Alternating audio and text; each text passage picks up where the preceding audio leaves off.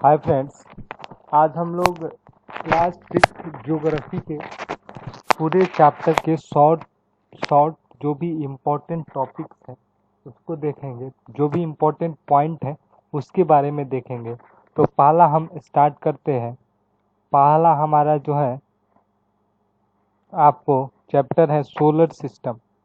तो यहीं से हम स्टार्ट करेंगे। पहला चैप्टर सोलर सिस्टम से स्टार्ट करेंगे और हम जितने भी चैप्टर होंगे इसमें वो स्टडी करेंगे। तो ये पहला चैप्टर है द सोलर सिस्टम हमारा। यहाँ से हम क्या करेंगे, स्टार्ट करेंगे। तो द सोलर सिस्टम में पहला हमको समझना है फुल मून नाइट, जिसको हम लोग पूर्णिमा कहते हैं। और एक होता है फुल मून नाइट पूर्णिमा, और एक होता है न्यू मून नाइट। तो फुल मून नाइट का मतलब हुआ जैसे फुल मून नाइट को हम पूर्णिमा कहते हैं और न्यू मून नाइट को हम अमावस्या कहते हैं। तो फुल मून नाइट उसको कहते हैं जिस दिन आकाश में पूरा पूरा मून दिखाई देता हो, और पूरा जब मून दिखाई देता है और हमारा आकाश जो होता है वो क्लियर रहता है, तो उसको फुल मून डे कहते हैं। और आकाश में अंधेरा रहता है और मून नहीं दिखाई देता है तो हम उसको बोलते हैं no moon day. No moon यानी मून नहीं होता है तो उसको हम न्यू मून डे या अमावस्या कहते हैं। तो दो हो गया, एक फुल मून डे जिसमें फुल मून दिखाई देगा जिसको हम लोग पूर्णिमा कहेंगे, और एक अमावस्या होगा जिसमें मून नहीं दिखाई देगा जिसको हम न्यू मून डे बोलेंगे। तो ये दो चीज़ें इम्पोर्टेंट थी, ये हम लोग क्लियर हो गए। इसके बाद एक हमको जानना है सेलेस्टियल बॉडी के बारे में। सेलेस्टियल बॉडी, तो ये सेलेस्टियल बॉडी क्या है कि द मून सन और सारे ऑब्जेक्ट, जितने सारे ऑब्जेक्ट हैं मून सन और सारे ऑब्जेक्ट जो कि आकाश में माने स्काई में है, उसको हम लोग सेलेस्टियल बॉडी कहते हैं, यानी हिंदी में खगोलीय पिंड कहते हैं। जो भी सूर्य हुआ, मून हुआ, और जितने सारे ऑब्जेक्ट जो हमारे आकाश में चमकते हैं, शाइनिंग देते हैं, वो सब सेलेस्टियल बॉडी हुए। ठीक है ना, क्या हुआ, सेलेस्टियल बॉडी हुए। ठीक है, अब हमको जानना है कि स्टार्स क्या होते हैं। स्टार जो कि यहाँ पे स्टार्स दिया हुआ है, स्टार्स दिया है, तो स्टार भी एक क्या है, सेलेस्टियल बॉडी है। क्या है, सेलेस्टियल बॉडी है। तो स्टार एक सेलेस्टियल बॉडी है जिसके पास अपना अपना क्या होता है, अपना लाइट होता है, एंड उसके पास एनर्जी होता है, large amount of heat and energy होता है। अपना लाइट भी होगा और एनर्जी भी होगा, उसको हम लोग क्या कहेंगे, स्टार कहेंगे। और सन भी क्या है, एक स्टार है, क्योंकि सन के पास अपना एनर्जी भी है और लाइट भी है, तो सन क्या है, स्टार है। ठीक है ना, ठीक है। तो स्टार के बारे में हम लोग जान गए। उसके बाद हम लोग जानेंगे कॉन्स्टिलेशन। कॉन्स्टिलेशन क्या होता है, क्या होता है कॉन्स्टिलेशन क्या है कि एक ग्रुप ऑफ स्टार्स जो होते हैं उसको कॉन्स्टिलेशन कहते हैं। कॉन्स्टिलेशन जो होता है वो ग्रुप ऑफ स्टार्स को बोलते हैं। ठीक है ना, डिफरेंट ग्रुप ऑफ जो स्टार्स होते हैं उसको कॉन्स्टिलेशन बोलते हैं। कॉन्स्टिलेशन यहाँ पे दिया हुआ है कि वेरियस पैटर्न जो हमारे डिफरेंट ग्रुप के पैटर्न जो हमारे आकाश में दिखाई देते हैं स्टार्स के, उन सारे पैटर्न को हम क्या बोलते हैं, कॉन्स्टिलेशन बोलते हैं। क्या बोलते हैं, कॉन्स्टिलेशन बोलते हैं। कॉन्स्टिलेशन, अर्सा मेजर, बिग बियर, ये जो है कॉन्स्टिलेशन के एग्जाम्पल है। अर्सा मेजर और बिग बियर जो है कॉन्स्टिलेशन के एग्जाम्पल है।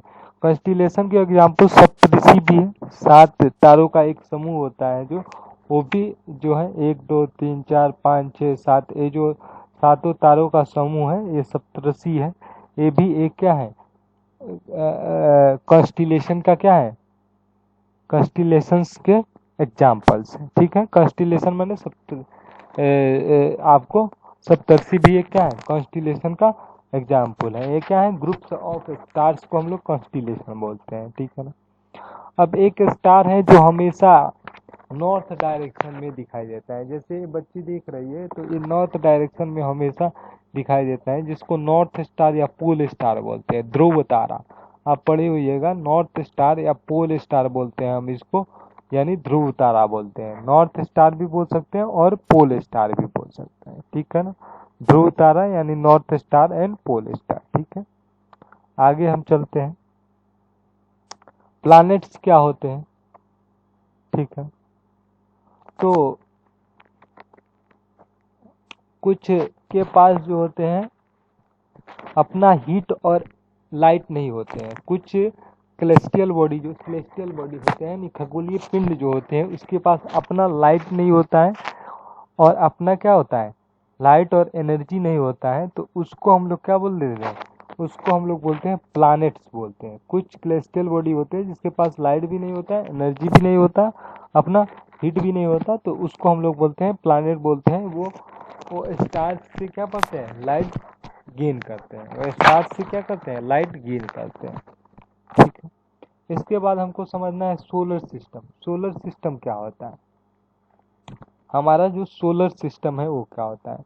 तो सोलर सिस्टम जो है हमारा द सन एंड 8 प्लैनेट जो है वो मिलके बनाते हैं सोलर सिस्टम। सन और उसके साथ 8 planet and some other satellite भी होते हैं और अदर खगोलीय पिंड भी होते हैं, बॉडी जो होते हैं, एस्ट्रॉयड बोलिए या मेस्ट्रॉयड बोलिए। तो ये सब मिलके क्या बनाते हैं, हमारा सौर मंडल बनाते हैं यानी सोलर सिस्टम बनाते हैं। क्या बनाते हैं, सोलर सिस्टम बनाते हैं। तो आगे चलते हैं। अब जो है ये सोलर सिस्टम के बारे में हम लोग देखते हैं। पहले यहाँ पे क्या है, सन है, इसमें क्रमवार दिखाया गया है आपको। सन से डिस्टेंस के अनुसार दिखाया गया है इस डायग्राम में। यहाँ पे आपको सन है, सन के बाद कौन सा है, मरकरी है, मरकरी के बाद कौन सा है, वीनस है, वीनस के बाद कौन सा है, मरकरी, मरकरी है पहले यहाँ पे, उसके बाद यहाँ पे वीनस है, उसके बाद यहाँ पे अर्थ है, उसके बाद मार्स है, उसके बाद जुपिटर है, क्या है, उसके बाद जुपिटर है। जुपिटर जुपिटर और अर्थ है जो है मार्स के बीच में क्या है, एस्ट्रॉयड बेल्ट्स है। जो कि एस्ट्रॉयड बेल्ट्स आपको ये दिखाई दे रहे होंगे कि ये जुपिटर और मार्स के बीच क्या है, एस्ट्रॉयड बेल्ट्स है, एस्ट्रॉयड बेल्ट है। ये जुपिटर हो गया, ये स्टर्न हो गया, ये यूरेनस हो गया और सबसे लास्ट में जो है हमारा क्या है, नेपच्यून है। नेपच्यून भी देख ही लीजिए, नेपच्यून जो हमारा है क्या है, सबसे लास्ट में रहता है नेपच्यून। तो यहाँ पे ये क्या हो गया, नेपच्यून हो गया। तो ये जो है आपको सन से डिस्टेंस के अनुसार है। सन से सबसे पहले कौन है, हमारा मरकरी है, उसके बाद कौन है, वीनस है, उसके बाद कौन है, अर्थ है। तो सन से डिस्टेंस के अनुसार इनको क्या किया गया है, अरेंज किया गया, ठीक है। यहाँ तक हो गया, ठीक है, यहाँ तक आपको हो गया, ठीक है। अब चलिए सोलर सिस्टम में जो है जितने प्लानेट हैं उसके बारे में तो आप पढ़ ही चुके हैं। कितने प्लानेट, 8 प्लानेट हैं और एक सन है। जैसे यहाँ पे सारे प्लानेट्स का नाम यहाँ पे लिखा हुआ है, मरकरी हो गया, वीनस हो गया, अर्थ हो गया, मार्स हो गया, जुपिटर हो गया, सैटर्न हो गया और नेपच्यून हो गया। इसको एक ये जो है डिस्टेंस के अनुसार दिए गए हैं, सन से डिस्टेंस के अनुसार। तो आप इसको ऐसे भी याद रख सकते हैं कि जैसे हमारा, इसको आप याद रख सकते हैं कि कैसे, तो my very efficient my very efficient my very efficient mother just served us nuts. My very efficient mother just serve us nuts. तो यहाँ से आपको जो होगा वो हम बताते हैं कैसे होगा। तो एम जो है हमारा, एम जो है, एम से क्या हो गया, मरकरी हो गया, वी से क्या होगा, वीनस हो गया, ई से क्या हो गया, अर्थ हो गया, एम से क्या हो गया, मार्स हो गया, जे से क्या हो गया, जुपिटर हो गया, एस से क्या होगा, स्टर्न हो गया, यू से क्या होगा, यूरेनस हो गया और एन से क्या होगा, नेपच्यून हो गया। लेकिन ये डिस्टेंस और ये डिस्टेंस के अकॉर्डिंग है, सन से डिस्टेंस के अकॉर्डिंग है। तो इस अकॉर्डिंग आपको याद रखिएगा तो आपको फायदा होगा। तो आपको याद रखना है, my very efficient mother just served us, ठीक है। ठीक है। अब चलिए, ऑल प्लानेट, जितने भी हमारे प्लानेट्स हैं, ऑल द 8 प्लानेट, जितने भी हमारे 8 प्लानेट हैं, all the 8 planet of the solar system move around the sun in a fix. तो जितने भी हमारे सोलर प्लानेट हैं वो सन के फिक्स पाथ में घूमते हैं, जिसको हम लोग क्या बोलते हैं, ऑर्बिट बोलते हैं। क्या बोलते हैं, पाथ इज इलोंगेटेड होते हैं, यानी एलिप्टिकल होते हैं। Mercury is nearest to the sun, Mercury सबसे नियरेस्ट है सन का। मैंने अभी पढ़ा, my very efficient mother just served us nuts. तो यहाँ से मरकरी क्या लग रहा है, सबसे नज़दीक है, यानी नियरेस्ट प्लानेट है मरकरी। ठीक, अब एक बात और जानिए कि 2006 ईस्वी तक प्लूटो जो था, प्लूटो को भी हम लोग प्लानेट कंसीडर करते थे, लेकिन अब प्लूटो जो है वो प्लानेट नहीं है। प्लूटो क्या है, ड्रॉप प्लानेट है। प्लूटो जो है, प्लूटो पहले था, लेकिन प्लूटो अभी अभी क्या है, प्लूटो को ड्रॉप प्लानेट कहा जाता है। प्लूटो को क्या बोलते हैं, ड्रॉप प्लानेट। अब 2003 में सेरस भी है, सेरस भी एक ड्रॉप प्लानेट मिला। तो नया नया एक ड्रॉप प्लानेट मिला, क्या, सीरस में। तो सबसे पहले हमारा मरकरी है, उसके बाद वेनस है, उसके बाद अर्थ है। तो अर्थ जो है थर्ड है, जो कि है नज़दीक है। पहला तो मरकरी हो गया, दूसरा वेनस, और थर्ड में अर्थ है। अर्थ का शेप जो होता है वो जिवाइड होता है। तो अर्थ का शेप कैसा होता है, जिवाइड, माने अर्थ लाइक शेप को हम लोग जिवाइड बोलते हैं। ठीक है, आगे बढ़ जाते हैं हम लोग। ठीक है, अर्थ का जो शेप हमारा होता है वो क्या होता है, जिवाइड होता है। इतना तो हमको पता हो गया। ठीक है, आगे हम बढ़ते हैं। ठीक, अब अर्थ का शेप जो होता है वो जिवाइड होता है। और इतना आपको पता होना चाहिए कि अर्थ को हम लोग ब्लू प्लैनेट भी बोलते हैं। अर्थ को क्या बोलते हैं, ब्लू प्लैनेट। तो मैं अंडरलाइन कर दे रहा हूँ, जहाँ जहाँ भी इम्पोर्टेंट होंगे, ब्लू प्लैनेट बोलते हैं। अर्थ को क्या बोलते हैं हम लोग, ब्लू प्लैनेट बोलते हैं, ब्लू प्लैनेट बोलते हैं। और लाइट का स्पीड तो सबको याद ही होगा, 3 लाख किलोमीटर पर सेकंड। ये भी इम्पोर्टेंट है, आपको याद रखना है। ठीक है, 3 लाख किलोमीटर पर सेकंड है। फिर भी लाइट को आने के लिए कितने टाइम लगते हैं, 8 मिनट टाइम लगते हैं अर्थ तक आने के लिए। अर्थ तक आने के लिए 8 मिनट 10 सेकंड लगते हैं, लेकिन 8 मिनट आप याद रख सकते हैं, ये एग्जाम में पूछे जा चुके हैं। ठीक है, उसके बाद देखिए, ये मून है, ये क्या है, सैटेलाइट्स है, अर्थ का एक सैटेलाइट है। मून क्या है, अर्थ का एक सैटेलाइट है। सैटेलाइट मैनमेड भी हो सकते हैं, ठीक है ना, और प्रकृति भी हो सकते हैं। तो सैटेलाइट्स क्या है, सैटेलाइट एक खगोलीय यानी कैलेस्टियल बॉडीज हैं, जो कि प्लानेट के अराउंड क्या करते हैं, चक्कर लगाते हैं। प्लानेट के अराउंड चक्कर लगाते हैं।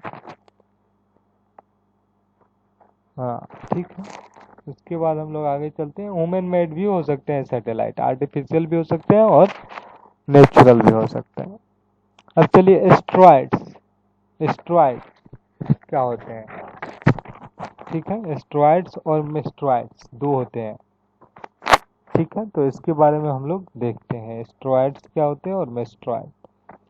तो स्टार और प्लैनेट के अलावा, स्टार हुआ, प्लैनेट हुआ, satellite, there are numerous body, tiny bodies and also move around the sun. Star, planets हुए, स्टार हुए, सैटेलाइट, इसके अलावा भी बहुत सारे बॉडी होते हैं जो सूर्य के चारों तरफ क्या करते हैं, चक्कर लगाते हैं। उसको हम लोग बोलते हैं एस्ट्रॉइड्स। उसको हम लोग क्या बोलते हैं, एस्ट्रॉइड्स बोलते हैं। हम लोग देखें ना, मार्स और जुपिटर के बीच में क्या था, एस्ट्रॉइड बेल्ट था। तो याद रखना है, एस्ट्रॉइड बेल्ट होता है मार्स और जुपिटर के बीच में। ठीक है ना, ये हमको याद रखना चाहिए। एस्ट्रॉइड बेल्ट किसके किसके बीच होता है, मार्स और जुपिटर के बीच में। अब चलिए, मेस्ट्रॉइड। तो कुछ स्मॉल पीसेस जो होते हैं रॉक्स के, जो कि सन के चारों ओर क्या करते हैं, घूमते रहते हैं, उसको हम लोग मेस्ट्रॉइड्स बोलते हैं। क्या बोलते हैं, मेस्ट्रॉइड्स बोलते हैं। हाँ, और मेस्ट्रॉइड्स जो है वो समझिए, एस्ट्रॉइड्स मेस्ट्रॉइड्स, ठीक है ना, एस्ट्रॉइड बेल्ट होता है। मेस्ट्रॉइड्स जो उल्का पिंड हुआ, कभी कभी लोग कहते हैं ना उल्का गिरा हुआ है, तो वही मेस्ट्रॉइड्स होता है, उल्का पिंड होता है। ठीक है, इसमें लिखा भी है, आप पढ़ सकते हैं। बर्न जला देता है, जब उल्का गिरता है तो क्या होता है, तो जल जाता है ना, पृथ्वी जल जाती है और वो धंस जाता है पृथ्वी के नीचे, तो उसको हम लोग उल्का या एस्ट्रॉइड्स मेस्ट्रॉइड्स बोलते हैं। इंग्लिश में हम लोग उल्का को क्या बोलते हैं, उल्का पिंड गिरता है ना, तो उसको हम लोग मेस्ट्रॉइड बोलते हैं। ठीक है, चलिए आगे बढ़ते हैं। अब हमारा है गैलेक्सी। गैलेक्सी क्या होता है, जिसमें मिलियंस ऑफ स्टार्स होते हैं। क्या होते हैं, Galaxy is a hub system of million of stars. Million of stars का जो सिस्टम होता है, हब सिस्टम होता है, उसको हमको गैलेक्सी कहते हैं। गैलेक्सी को हम आकाश गंगा कहते हैं, आकाश गंगा भी कहते हैं हिंदी में, और अंग्रेजी में हम लोग हब मिलियन ऑफ स्टार्स होते हैं, उसको हम लोग गैलेक्सी कहते हैं। गैलेक्सी कहते हैं, क्या कहते हैं इसको हम लोग, क्या कहते हैं, गैलेक्सी कहते हैं। आवर गैलेक्सी जो होता है, मिल्की वे गैलेक्सी, हम लोग जिस गैलेक्सी में रहते हैं वो गैलेक्सी क्या है, मिल्की वे गैलेक्सी है। और ये सारे गैलेक्सी जो है वो मिल के हमारा क्या बनाता है, यूनिवर्स बनाता है। तो ये सारे गैलेक्सी जितने भी होते हैं वो मिल के क्या बनाते हैं, हमारा यूनिवर्स यानी ब्रह्मांड का निर्माण करता है। ठीक है, तो ये देखिए आपका, ये आपका क्या हो गया,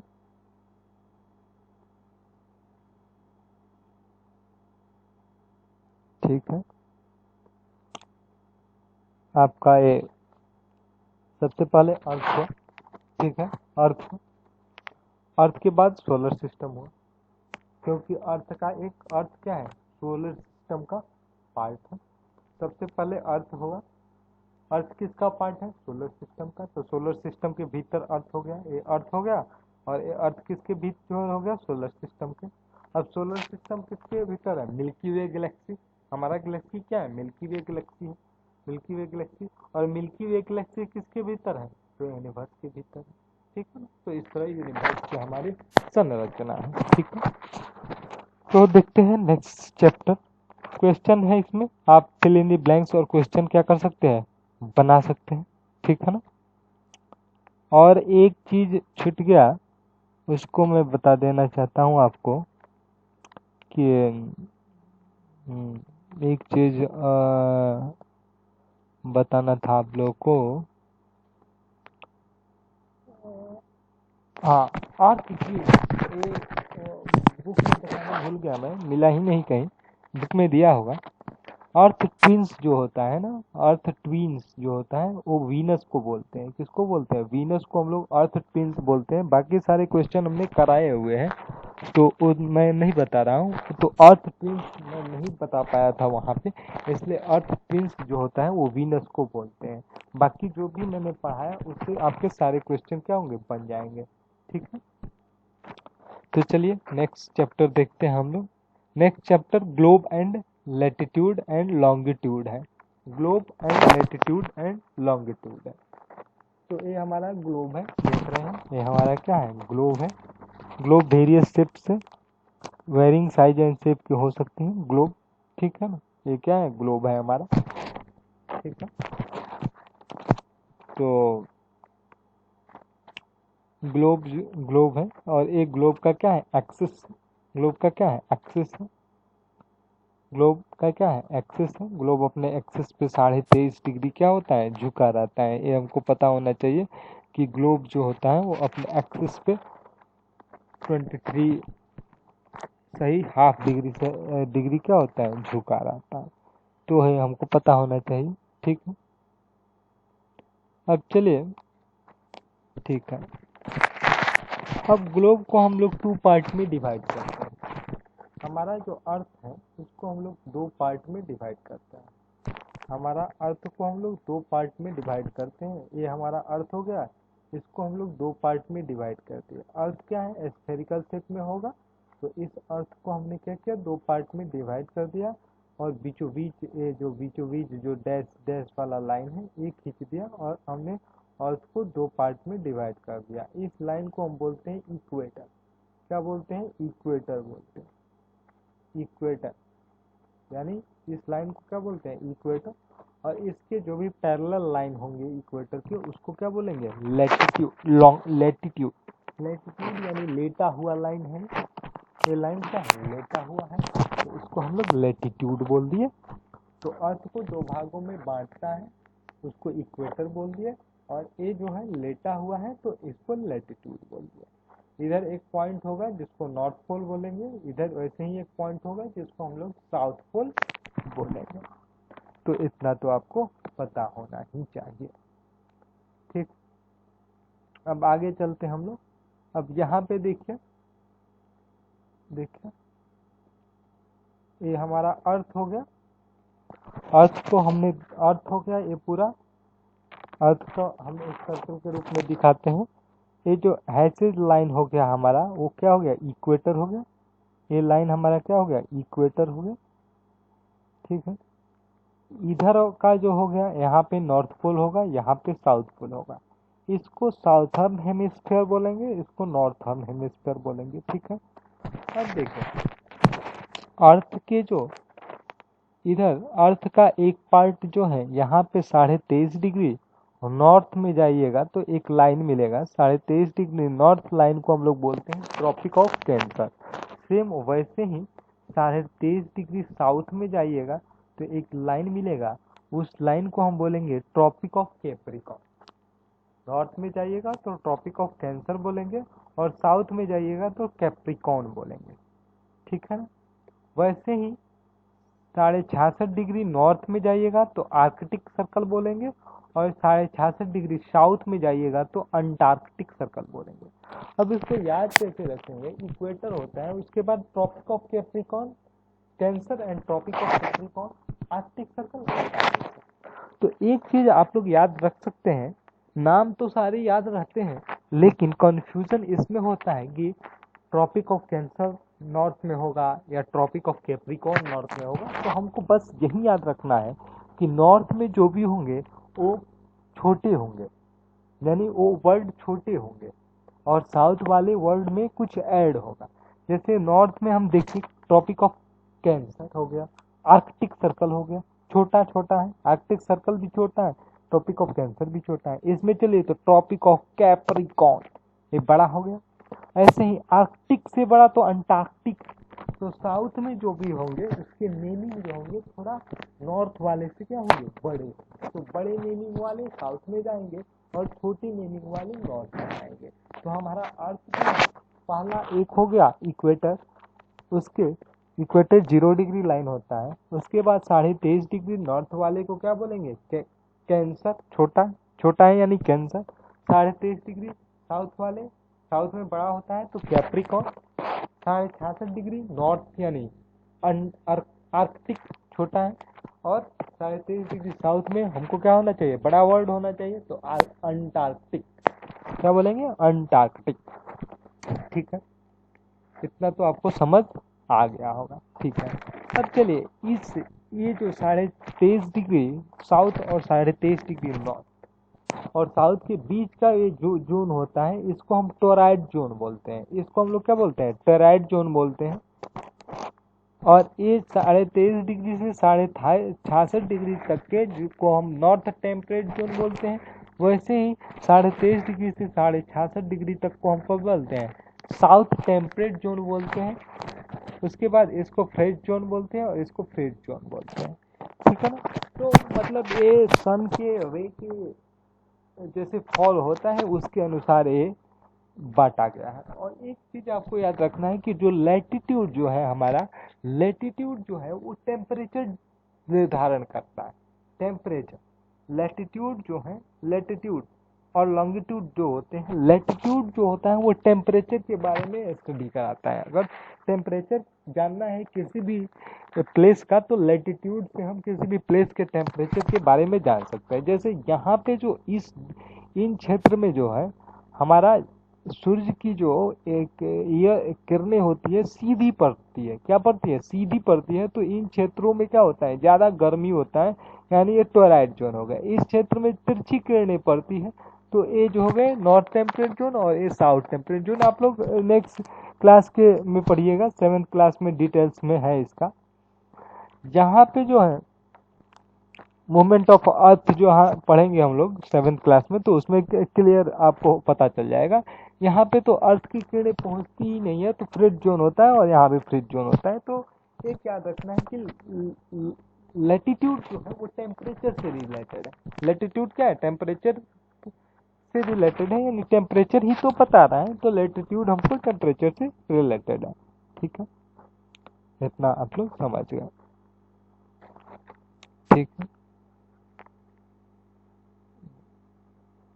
लैटिट्यूड हमारा टेम्परेचर से डिपेंड कर रहा है, इसके बारे में हमने बता दिया। चलिए अब देखिए, अब मैंने बताया ही कि जैसे आपको टोरॉइड जोन हो गया तो यहाँ पे सीधी पड़ती थी लाइनें और यहाँ पे थोड़ा तिरछी पड़ी, सीधी पड़ेगी तो कम प्लेस पे ज़्यादा रे पड़ जाएगी और तिरछी पड़ेगी तो रे जो होगा वो ज़्यादा दूरी पे डिस्प्लेस हो जाएगा। क्या होगा, ज़्यादा दूरी पे क्या हो जाएगा, डिस्प्लेस हो जाएगा और इसमें सीधे रे पड़ेगा। तो जहाँ पे सीधी रे पड़ेगी वहाँ पे गर्मी ज़्यादा होगी और जहाँ तिरछी होके पड़ेगी वहाँ पे गर्मी भी कम होगी। ठीक है, तो इतना तो अब हम जान गए। अब देखिए, अब फिर अर्थ को इन्होंने एक लाइन खींचा यहाँ पे, जिसको हम लोग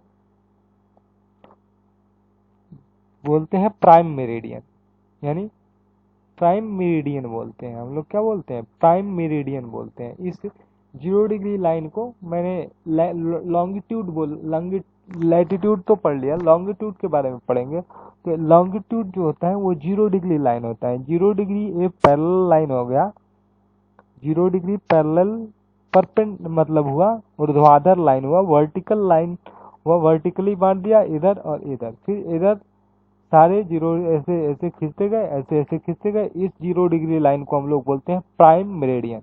इसको क्या बोलते हैं, प्राइम मेरिडियन। तो ये जो होता है लॉन्गिट्यूड टेम्परेचर देता था, वैसे ही लेटिट्यूड जो होता है वेरिएशन ऑफ टाइम के वेरिएशन को बताएगा लैटिट्यूड। जैसे लॉन्गिट्यूड टाइम के वेरिएशन को बताएगा, जैसे लैटिट्यूड टेम्परेचर को बताया था, तो वैसे ही लॉन्गिट्यूड जो होगा ये टाइम के वेरिएशन को क्या करेगा, बताएगा। ठीक है, ये आपको पता होना चाहिए। ठीक है, अब चलिए, प्राइम मेरिडियन 0 डिग्री होता है, ये तो आप सबको पता है। ठीक ठीक ठीक है, ठीक ठीक ठीक ठीक ठीक ठीक है। तो ये आपको बताएगा अपना टाइम के बारे में। ठीक है ना, longitude and time, longitude and time, latitude and time नहीं दे रहा, लॉन्गिट्यूड एंड टाइम दे रहा है। क्या दे रहा है, लॉन्गिट्यूड एंड टाइम दे रहा है। ठीक है, ठीक है, तो इसके बारे में भी हम लोग देख लेते हैं, लॉन्गिट्यूड एंड टाइम। ठीक, तो देखिए लॉन्गिट्यूड एंड टाइम भी देख लीजिए। ठीक है ना, तो देखिए ग्रीनविच लाइन होता है, ग्रीनविच लाइन जो होता है वो होता है ग्रीनविच टाइम, जीएसटी बोलते थे, ग्रीनविच स्टैंडर्ड टाइम जो होता है। ठीक है ना, 360 डिग्री। द अर्थ रोटेट 360 24 घंटा में 360 रोटेट होता है, विच मीन्स द 15 डिग्री इन एक आवर आवर या 1 डिग्री इन 4 मिनट, यानी 4 मिनट में 1 डिग्री रोटेट होता है या 15 डिग्री इन 1 आवर में रोटेट होता है। ठीक है ना, 12 noon in the Greenwich time is 15 degree east of Greenwich will be 15 into 7 यानी 1 घंटा हो गया। ये क्या हो गया, 1 घंटे हो गए। ठीक है, यहाँ आपको ठीक देखिए, अब यहाँ पे जो है हमारा, ठीक है, हमको एक चीज याद रखना है कि अगर 1 डिग्री हमारा जाएगा, 1 डिग्री का मतलब होता है 1 डिग्री इज इक्वल टू क्या हो गया, 4 मिनट के बराबर हो गया।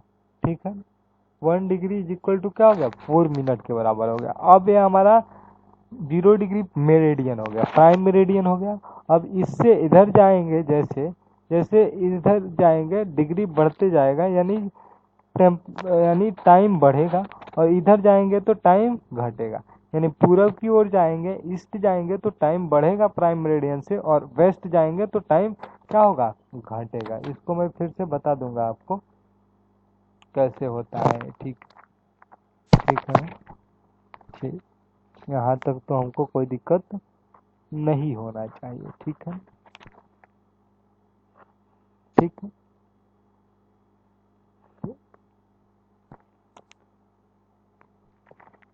ठीक है, अब इसी से हमारा 15 घंटा जो होता है ना, यहाँ पे देखिए जैसे हमारा जो है यहाँ पे देखिए, अब इंडिया में जो है, हमारे इंडिया में, India located east of Greenwich line 82.3, यानी ग्रीनविच लाइन जो होता है हमारा, ग्रीनविच लाइन जीएसटी या 0 डिग्री मेरिडियन जिसको बोलते हैं, जो ब्रिटेन से होकर गुजरता है लंदन से, तो हमारा 5 hour 30 minute ahead from GMT. Greenwich line से 5 आवर 30 मिनट अहेड है, क्योंकि India is located east of the Greenwich line. अब हमने बताया कि ये हमारा प्राइम मेरिडियन या ग्रीनविच लाइन हो गया। अगर इसके इधर जाएंगे तो टाइम क्या होगा, बढ़ेगा, और इधर जाएंगे, वेस्ट में जाएंगे तो टाइम घटेगा। अब यहाँ ईस्ट में हमने कितना डिग्री है, 82 डिग्री 30 मिनट ईस्ट है। तो 82 डिग्री का 82 डिग्री, 1 डिग्री का मतलब क्या होगा, 4 मिनट। तो 82 डिग्री का 37, यानी 324। ठीक है, 324। तो 80, आपको देखिए यहाँ पे 80, एक बार मैं आपको समझाने की कोशिश करता हूँ। देखिए यहाँ पे 82 है, 82 × 4 कितना हो गया आपको, 8 8 चौका 32, यानी 328 हो गया, 328 मिनट हो गया। और ये कितना है, 30 डिग्री, 30 साढ़े हाफ इसको मान सकते हैं। तो इससे लगभग, इसको अगर 60 से डिवाइड करते हैं, 60 से डिवाइड करें, 60 से डिवाइड कीजिए तो 300, और ये आएगा तो 5 घंटे 30 मिनट क्या हो गए हमारे, आ गए। अब इसमें 5 घंटे, ठीक है, 5 घंटे हो गए, और 30 मिनट हो गए, 330, ठीक है। तो 830 हो गए। तो इसमें जो होता है हाफ है, तो half degree 30 minute, half degree तो 2 इसमें ऐड हो जाएगा, तो 330 मिनट आ गया। अब 330 मिनट कितना हो गया हमारा, 330 मिनट कितना हो जाएगा आपको, तो आपको कितना हो जाएगा, 5 आवर 30 मिनट हो गया, 330 मिनट 5 आवर 30 मिनट, ठीक है ना। अब देखिए इंडिया में जो हमारा वो टाइम जोन एक है, इंडिया में हमारा क्या है, टाइम जोन एक है। लेकिन रसिया वगैरह जो है वहाँ पे बहुत सारे टाइम जोन यूज किए जाते हैं। रसिया में 11th टाइम जोन यूज किए जाते हैं, जैसे यहाँ पे दिया हुआ है मेनी 10 से 11 टाइम जोन जो होता है वो रसिया में यूज किया जाता है, क्योंकि बड़ा है, वहाँ लेटीट्यूड वेरिएशन अलग है, तो इसलिए जो है वो टाइम जोन क्या है, वो अलग अलग यूज किए जाते हैं।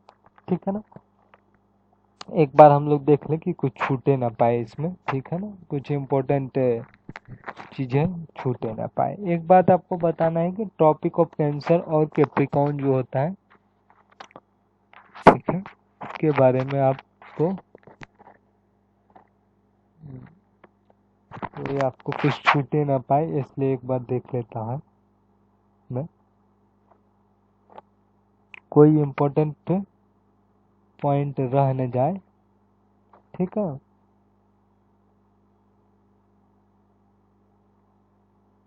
ठीक है।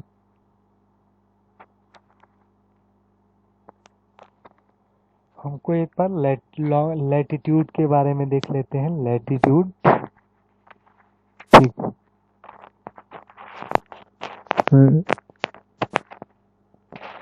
ठीक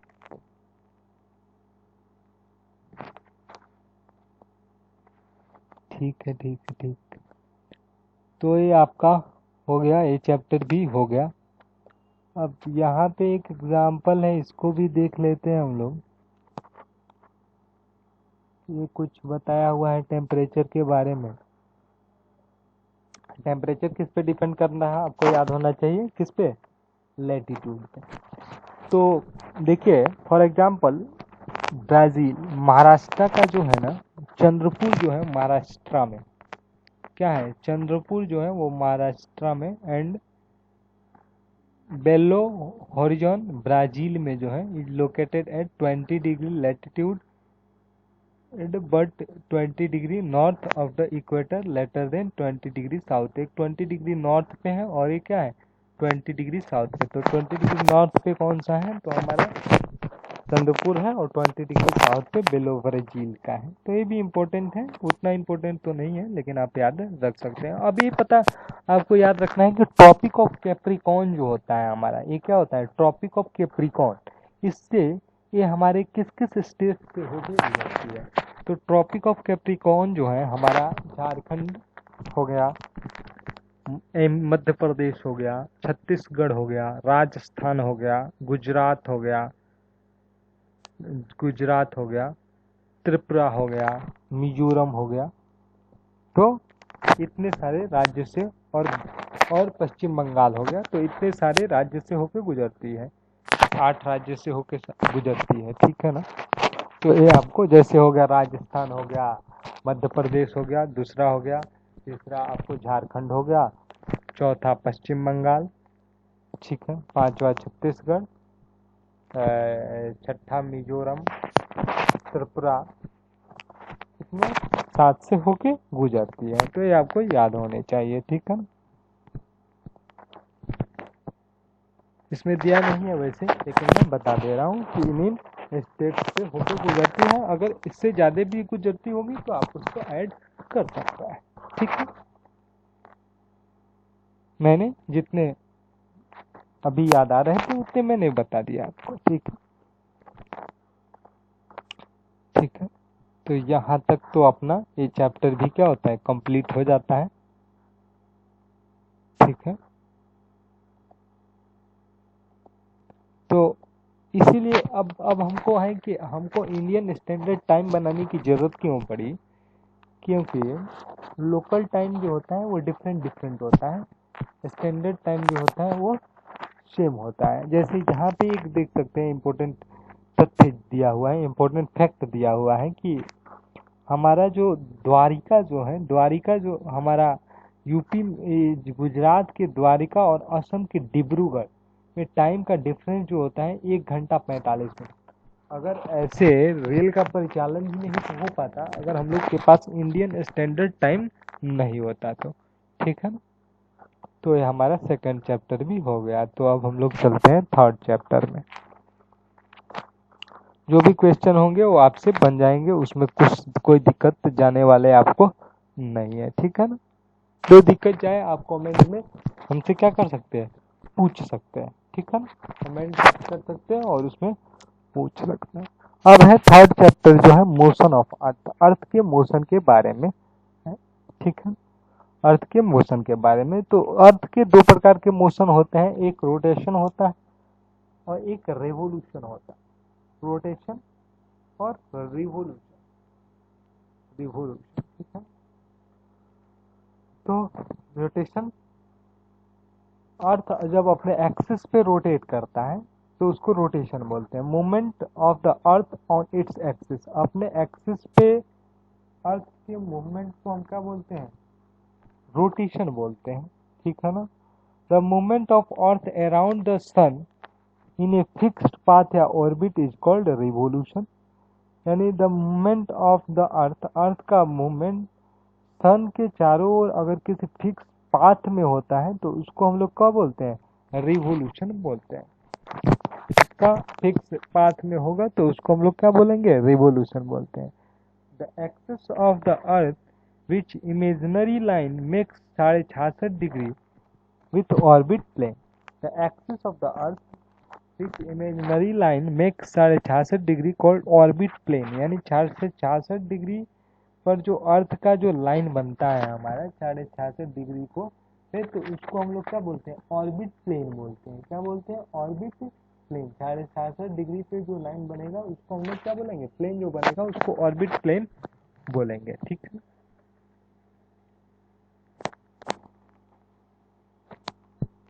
अब जो एक सर्कल होता है जो कि हमको डे और नाइट में डिवाइड करता है, और एक हिस्सा में डे होता है और एक हिस्सा में क्या होता है, नाइट होता है। तो उस सर्कल को हम बोलते हैं सर्कल ऑफ इल्यूमिनेशन, यानी उस सर्कल के आगे इधर जो होता है एक वाले एरिया में डे होता है और इधर वाले एरिया में नाइट होता है, तो इसको हम लोग बोलेंगे सर्कल ऑफ इल्यूमिनेशन। अब जो होता है अर्थ का जो रोटेशन होता है 24 घंटा में एक वन रोटेशन कंप्लीट करता है। The period of rotation is known as earth day. तो रोटेशन की पीरियड को हम लोग अर्थ डे भी होता है, अर्थ डे यानी पृथ्वी का दिन जो होता है 24 घंटे का होता है। 24 घंटे में वो रोटेशन के कारण ही दिन और रात होते हैं, ये भी आपको याद होना चाहिए। रोटेशन दिन और रात किसके कारण होते हैं, अर्थ के किस मूवमेंट के कारण होते हैं, दो मूवमेंट है, मोशन है। तो रोटेशन जो अर्थ का रोटेशनल मोशन होता है उसके कारण हमारा दिन और रात होते हैं, ठीक है ना। इतना तो आपको जानकारी पड़ गई, ठीक है, ठीक है। अर्थ के रोटेशन के कारण ही हमको क्या होते हैं, दिन भी होते हैं और रात भी होते हैं, ठीक है। इसको अर्थ डे कहते हैं, इतना भी हो गया हमारा। अब रिवोल्यूशन जो होता है, the second motion of the earth around the sun is called revolution. Second motion जो होता है और अर्थ का उसको हम लोग बोलते हैं रिवोल्यूशन, यानी इसको हम लोग क्या बोलते हैं, रिवोल्यूशन, ठीक है। सेकंड मोशन को हम लोग क्या बोलते हैं, रिवोल्यूशन। रिवोल्यूशन के लिए 365 सही 1/4 डेज लगते हैं, ठीक है ना। यही 1/4 4 वर्ष में क्या जो जाते हैं, एक दिन बढ़ जाते हैं, ठीक है। अब इस रोटेशन के कारण, रोटेशन जो था उसके कारण तो दिन और रात हुए, और इस रिवोल्यूशन के कारण ही हमारे जो सीजन होते हैं, सीजन्स वेरिएशन, सीजन जो होते हैं हमारे यहाँ, सीजन में जो वेरिएशन होते हैं वो दिन और जो भी होते हैं वो इसी के कारण होते हैं। तो देखिए अब यहाँ पे अर्थ के 4 पोजीशन दिखाए गए हैं और ये सन के 4 पोजीशन दिखाए गए हैं। अब जो है यहाँ पे स्प्रिंग सीजन है, यहाँ पे क्या है, स्प्रिंग सीजन है, समर, यहाँ पे स्प्रिंग और यहाँ पे विंटर है। तो ये ऑटम ऑटम ऑटम है, यहाँ पे समर है, स्प्रिंग है, विंटर। तो यहाँ से इस सन से डायरेक्ट रे इधर जा रहा है, इधर आ रहा है, इधर जा रहा है और इधर आ रहा है। सन क्या है, टिल है, ठीक है, ठीक है। तो इसके कारण सीजन्स वेरिएशन होते हैं। क्या होते हैं, सीजन्स वेरिएशन सन के रे के कारण ही होते हैं। और मूवमेंट जो होता है, अर्थ का जो मूवमेंट होता है उसके कारण जो है सूरज की जो किरणें होती है उसका डायरेक्शन चेंज होते रहता है, और इसी के कारण हमारा सीजन्स में वेरिएशन हो जाता है, ठीक। एलिप्टिकल ऑर्बिट में सारे जो है वो साथ में मूव करते हैं, और ये लीप ईयर होता है तो हमने बता ही दिया आप लोगों को।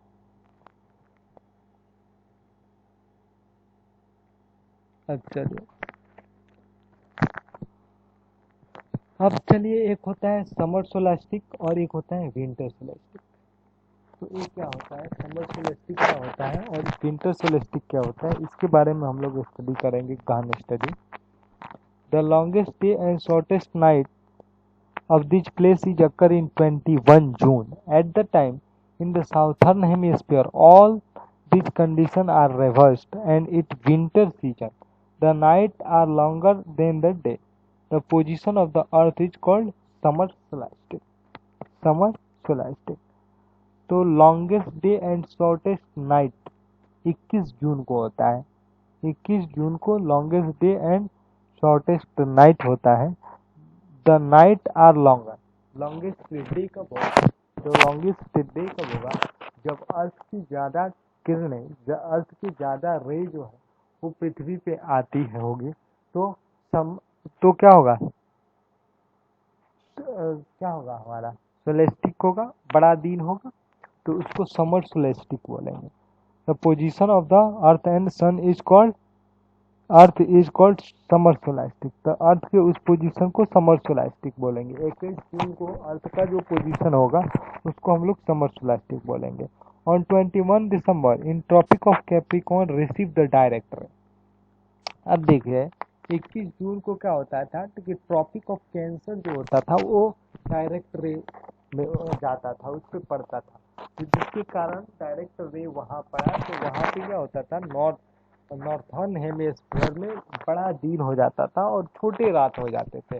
सबसे बड़ा दिन होता था 21 जून को और सबसे छोटे रात होते थे। तो अर्थ के उस पोजीशन को हम लोग क्या बोलते थे, समर सोलास्टिक बोलते थे। सेम वैसे ही 22 दिसंबर को साउथर्न हेमिस्फीयर में tropic of Capricorn maximum amount of the earth sun का मैक्सिमम डायरेक्ट रे जो पड़ते हैं वहाँ पे टॉपिक ऑफ कैप्रिकॉर्न पे, जिसके कारण जो होता है वहाँ पे साउथर्न हेमिस्फीयर में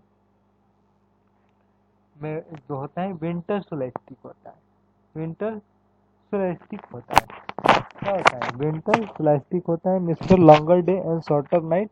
तो ये 22 दिसंबर को होता है। वहाँ पे क्या होता है, 22 दिसंबर को longer day and shorter night होता है, जिसको हम लोग क्या बोलते हैं, विंटर सोलास्टिक बोलते हैं।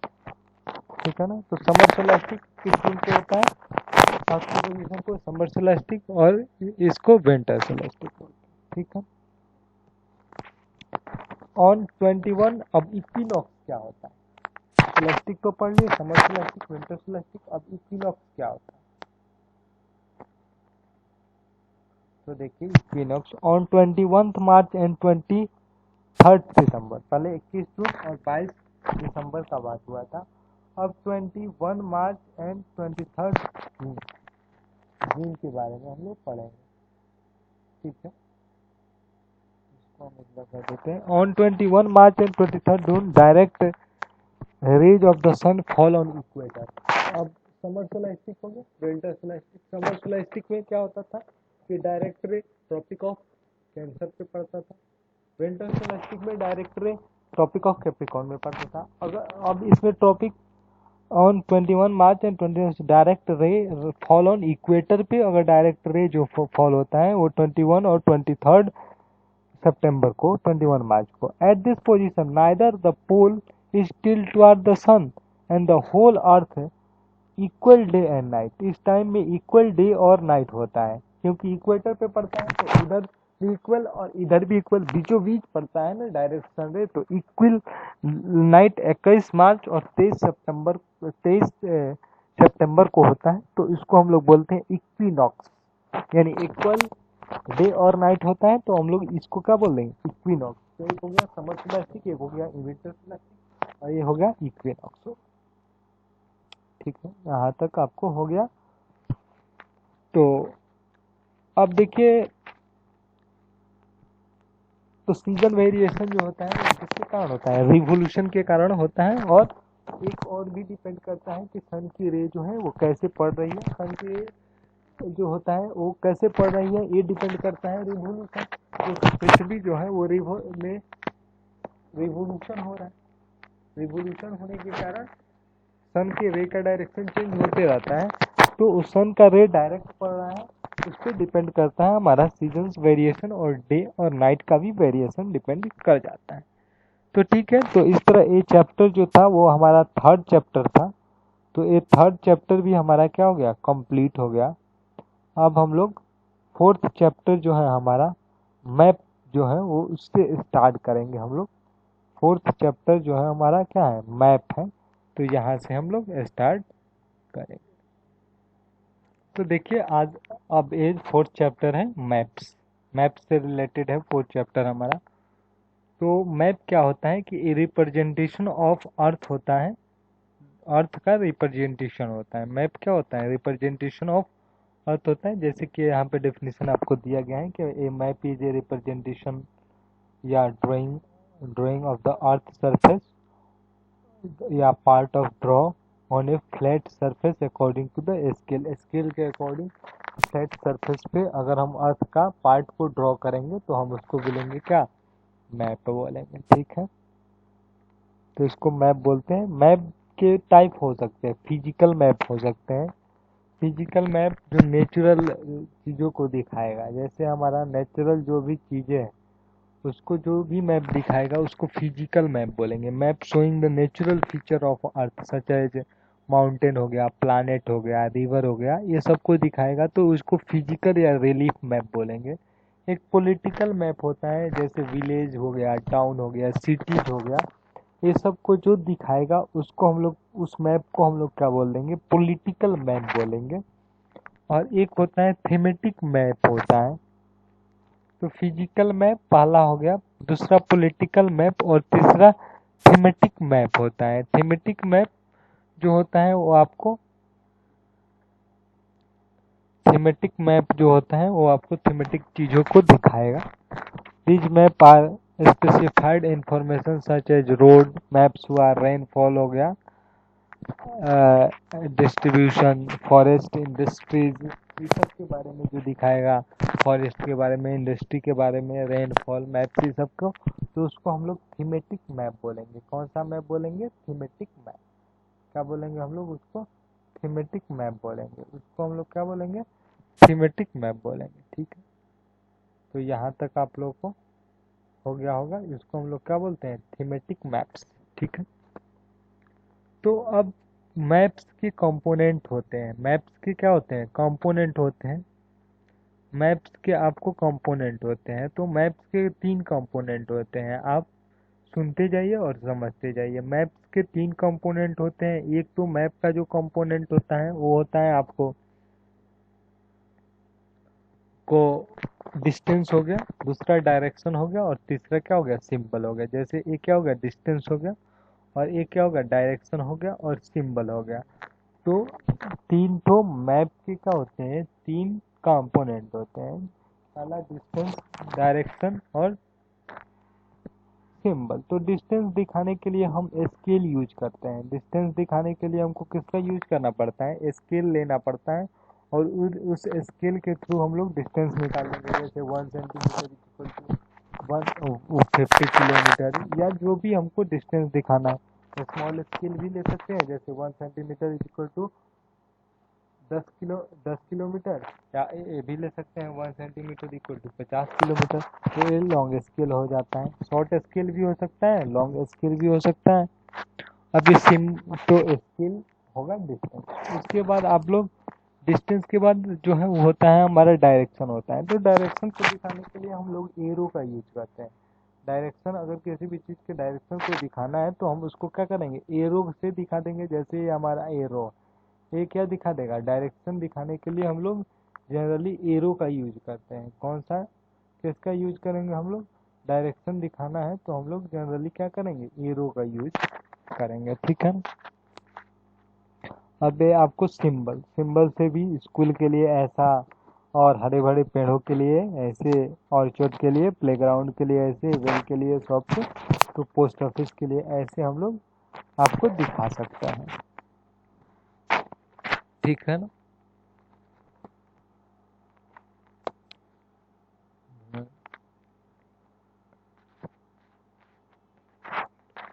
तो डायरेक्शन जो होते हैं आपको पता होना चाहिए कि हमारा 4 डायरेक्शन होते हैं। 4 डायरेक्शन होते हैं, नॉर्थ, साउथ, ईस्ट, वेस्ट। हमारे 4 डायरेक्शन होते हैं। नॉर्थ होते हैं, एक नॉर्थ होते हैं, एक साउथ होते हैं, एक ईस्ट होते हैं और एक वेस्ट होते हैं। इन चारों को हम लोग कार्डियल डायरेक्शन कहते हैं। एक को नॉर्थ ईस्ट, एक को नॉर्थ वेस्ट, एक को साउथ ईस्ट और एक को साउथ वेस्ट कहते हैं। ये बोलते हैं north, south, east, west, they are called cardinal point. इसको बोलते हैं हम लोग नॉर्थ, साउथ, ईस्ट, वेस्ट को क्या बोलते हैं? कार्डियल पॉइंट बोलते हैं।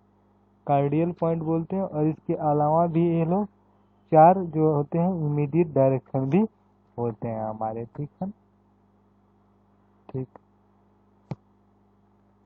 अब कंपास जो होता है हमारा, वो नॉर्थ डायरेक्शन को क्या करता है? इंडिकेट करता है। कंपास जो होता है वो नॉर्थ डायरेक्शन को इंडिकेट करता है। और एक डायरेक्शन मिल गया तो बाकी के डायरेक्शन भी हमको क्या पता चल जाते हैं। ठीक है, अब सिंबल से भी हम सिंबल, कन्वेंशनल सिंबल भी होते हैं कुछ, रेल पटरियों को दिखाने के लिए, ये सब बड़ी लाइन, छोटी लाइन, ये सब दिखाने के लिए, रोड दिखाने के लिए कन्वेंशनल, पीओ मतलब post office, PTO, pH police station, तो ये सब कुछ कन्वेंशनल भी होते हैं। स्केचिंग हम कर सकते हैं, प्लेन एरिया को भी दिखाने के लिए यूज किया जाता है। तो मैप्स से ज़्यादा क्वेश्चन नहीं पूछे जाते हैं, बस मैप्स में आपको जो है मैप याद होना चाहिए, किस स्टेट या किस सिटी या किस डेजर्ट का कहाँ पोजीशन है, तो ये सारे आप लोग को याद होने चाहिए मैप्स में। तो मैप्स में यही सारे क्या है इम्पोर्टेंट है, ठीक है ना। तो ये 4 चैप्टर हो गए। अब हम लोग चलेंगे 5वें चैप्टर में, जो है मेजर डोमेन ऑफ अर्थ के बारे में, ठीक है ना। 5वां चैप्टर जो है वो major domain of earth. Chapter 6 major domain of earth. Earth के जो मेजर डोमेन होते हैं उनके बारे में हम देखेंगे।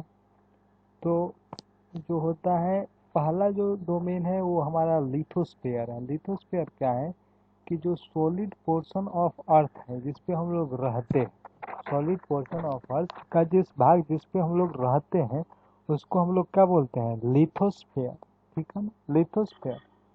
अब जो अर्थ के ऊपर जो गैसियस लेयर रहता है जिसके थ्रू अर्थ सराउंडिंग रहता है, जो अर्थ जो घिरा रहता है जिस गैसियस लेयर से, तो उसको हम लोग बोलेंगे एटमॉस्फेयर।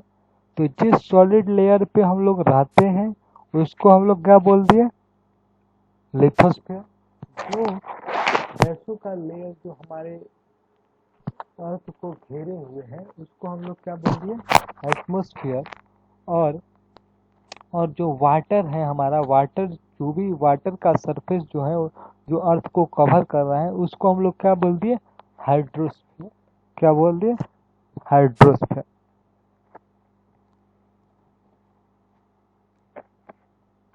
ठीक है।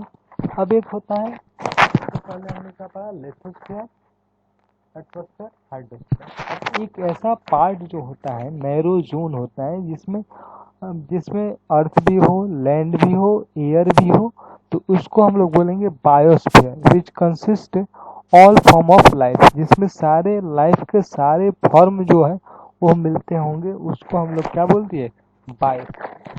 क्या बोल दिए, बायोस्फीयर। तो लिथोस्फीयर सॉलिड पोर्शन जिसपे हम लोग रहते हैं उसको लिथोस्फीयर कहेंगे। एटमॉस्फेयर गैसियस पोर्शन जो चारों ओर घिरा हुआ है हमारा अर्थ, उसको एटमॉस्फेयर बोल दिए।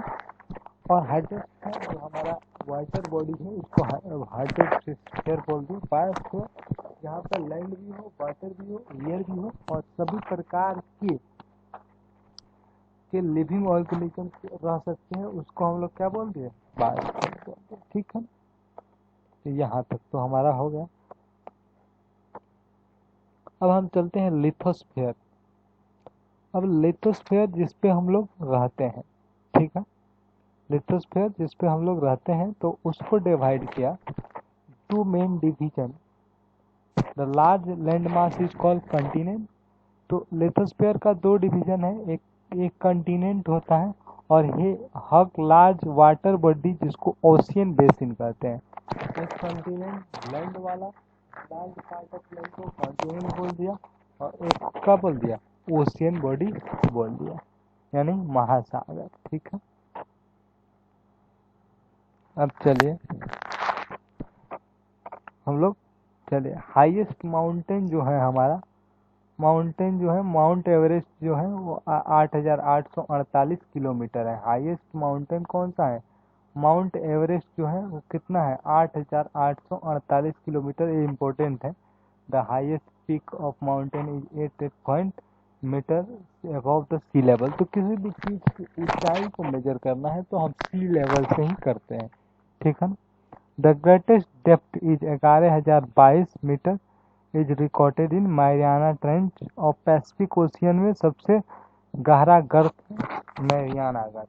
पैसिफिक ओशियन में सबसे गहरा गर्त कौन सा है, मैरियाना गर्त 11,022 और 8,848 जो है largest highest peak of the world. अब कंटिनेंट जो है 7 कंटिनेंट हैं, ये हमको पता होना चाहिए। हमारे यहाँ 7 कंटिनेंट हैं। पूरे वर्ल्ड में 7 कंटिनेंट हैं, पहला जो है वो एशिया है, दूसरा यूरोप, तीसरा अफ्रीका, चौथा नॉर्थ अमेरिका, पांचवा साउथ अमेरिका। एशिया हुआ, यूरोप हुआ, अफ्रीका हुआ, नॉर्थ अमेरिका हुआ, साउथ अमेरिका हुआ, ऑस्ट्रेलिया हुआ, अंटार्कटिका हुआ। ये सब एक हो गया Asia, 2 Europe, 3 Africa, 4 north America, 5 south America, 6 Australia और 7 अंटार्कटिका। 7 कॉन्टिनेंट है। एशिया जो है वो लार्जेस्ट कॉन्टिनेंट है, हमको पता होना चाहिए। एशिया जो है वो लार्जेस्ट कॉन्टिनेंट है, ठीक है। एक 1/3 जो है वो लैंड इसके पास है, 1/3 ऑफ लैंड इसके पास है, ठीक है। ट्रॉपिक ऑफ कैंसर पासिस करता है इस कॉन्टिनेंट से। क्या है? ट्रॉपिक ऑफ कैंसर पास करता है, याद रखना होगा कि एशिया से ट्रॉपिक ऑफ कैंसर पास करता है। Asia separate Europe by Ural mountain. Ural पर्वत जो है वो एशिया और यूरोप को क्या करता है? बांटता है। एशिया और यूरोप को जो बांटता है उसको हम लोग बोलते हैं यूराल पर्वत, ठीक है। The combined land mass of Asia and Europe. Asia और यूरोप जो है उसका कुछ कंबाइंड लैंड मास, इसको हम लोग क्या बोलते हैं? यूरेशिया। एशिया और यूरोप का कुछ कंबाइंड लैंड मास होता है, उसको हम लोग क्या बोलते हैं? यूरेशिया। यूरोप और एशिया। तो एशिया के बारे में हम लोग क्या बोले कि सबसे बड़ा कॉन्टिनेंट है, 1/3 लैंड मास है इसके पास, ट्रॉपिक ऑफ कैंसर इससे गुजरता है। यूराल पर्वत, यूराल माउंटेन जो होता है एशिया और यूरोप को डिवाइड करता है। एशिया और यूरोप का जो मिला हुआ पार्ट जो लैंड है उसको यूरेशिया बोलते हैं, ठीक है। इतना तक तो कोई दिक्कत नहीं होना चाहिए। सेकंड में हमारा जो है वो यूरोप है। यूरोप सेकंड, यूरोप देखते हैं। Europe is much smaller than Asia. Asia से बहुत स्मॉलर, ठीक है। The continent line in west Asia. Asia के वेस्ट में लाई करता है। द आर्कटिक सर्कल क्या है? Arctic circle, circle passes through the, इससे आर्कटिक सर्कल, उससे क्या, क्या, क्या उससे उससे ट्रॉपिक ऑफ कैंसर, और इससे यूरोप से आर्कटिक सर्कल पास करता है। It is bounded by water body in 3 side. ये 3 ओर से वाटर बॉडी से बाउंडेड है, आप देख सकते हैं मैप में, ठीक है। उसके बाद अफ्रीका। अफ्रीका जो है वो सेकंड लार्जेस्ट जो कॉन्टिनेंट है वो कौन सा है? अफ्रीका। अफ्रीका जो है वो सेकंड लार्जेस्ट कॉन्टिनेंट अगर कोई होगा तो वो अफ्रीका है। तो Africa is the second largest continent, Asia के बाद second largest continent after Asia. The equator, अब उससे क्या होता था? पहला से ट्रॉपिक ऑफ कैंसर, एशिया से ट्रॉपिक ऑफ कैंसर, यूरोप से ट्रॉपिक ऑफ कैप्रिकॉर्न, और इससे जो होता है the equator of 0 degree latitude run almost through the middle of the continent. इस कॉन्टिनेंट के मिडिल से 0 डिग्री लैटिट्यूड अफ्रीका से गुजरता है। A large part of Africa in north hemisphere, large part of Africa in north hemisphere में है। Tropic of Cancer, the equator and tropic of Capricorn passes. Only continent, ये एक केवल ऐसा कॉन्टिनेंट है, यही एक कॉन्टिनेंट है जिसे ट्रॉपिक ऑफ कैंसर भी जाता है, इक्वेटर भी जाता है और ट्रॉपिक ऑफ कैप्रिकॉर्न भी जाता है। यानी हमारा जो अर्थ हो गया, ये हो गया, इधर होता था ट्रॉपिक ऑफ कैंसर, इधर होता था कैप्रिकॉर्न और इधर होता था इक्वेटर। तो इस जोन में ये पड़ता होगा, तभी तो इससे क्या होता है? तीनों पास होता है। ट्रॉपिक ऑफ कैंसर भी पास होता है, ट्रॉपिक ऑफ कैप्रिकॉर्न भी पास होता है और इक्वेटर भी पास होता है। तो एक वनली ऐसा कॉन्टिनेंट है जिससे ये तीनों क्या होते हैं? पास होते हैं, ठीक है ना। The Sahara desert is the world largest hot desert is located in the Australia. ये याद रखना होगा, अफ्रीका में लोकेटेड है सहारा डेजर्ट, जो कि सबसे लार्जेस्ट डेजर्ट है, वो यहाँ पे लोकेटेड है। The continent is bound all side by ocean, या सी से बाउंडेड है, ठीक है ना। वर्ल्ड लार्जेस्ट रिवर जो है, अभी हमने पढ़ा कि world largest hot desert, world के लार्जेस्ट हॉट डेजर्ट जो है सहारा यहाँ पे है। वर्ल्ड लार्जेस्ट रिवर जो है Nile, flow through the Africa, Africa से ही नील नदी बहती है। Where the equator, tropic of Cancer, tropic of Capricorn, passes through the map in Africa, Africa से ट्रॉपिक ऑफ कैंसर भी पास होता है, कैप्रिकॉर्न भी पास होता है, अभी तो मैंने बताया, और इक्वेटर। ठीक है, अब चलिए नॉर्थ अमेरिका में। North America is the third largest continent. पहला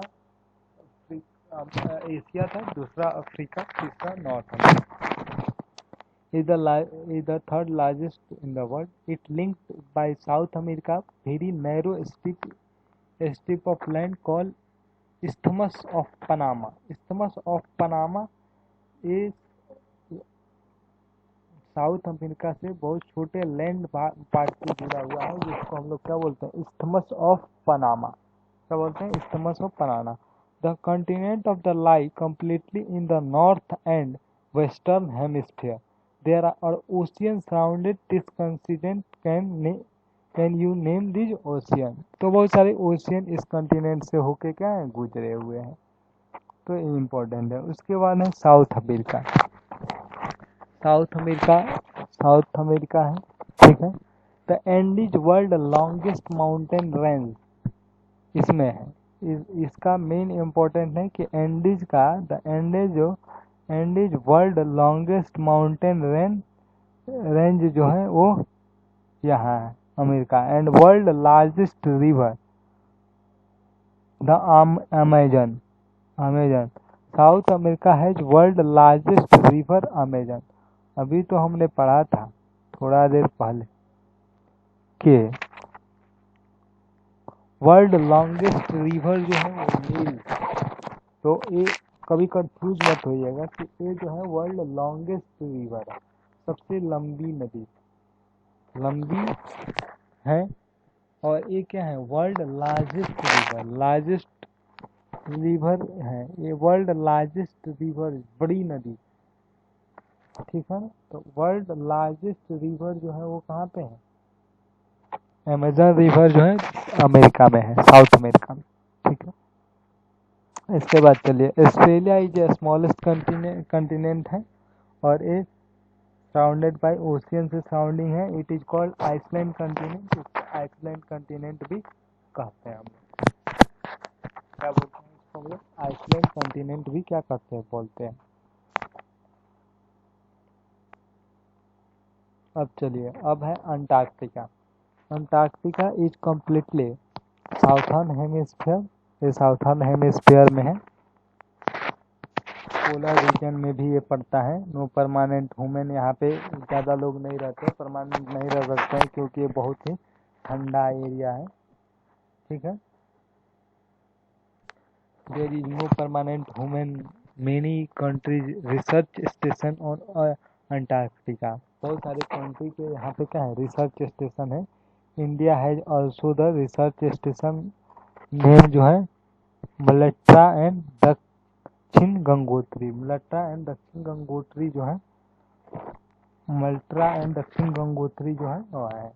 तो ये सातों कॉन्टिनेंट हो गए। हाइड्रोस्फीयर जो होता है हमारा 97.25 क्या है, ये ओशियन है, खारे पानी है। और बस 3% के करीब ही हमारा जो है अच्छे जो है वो वाटर है, 90% खारे पानी है, ओशियन।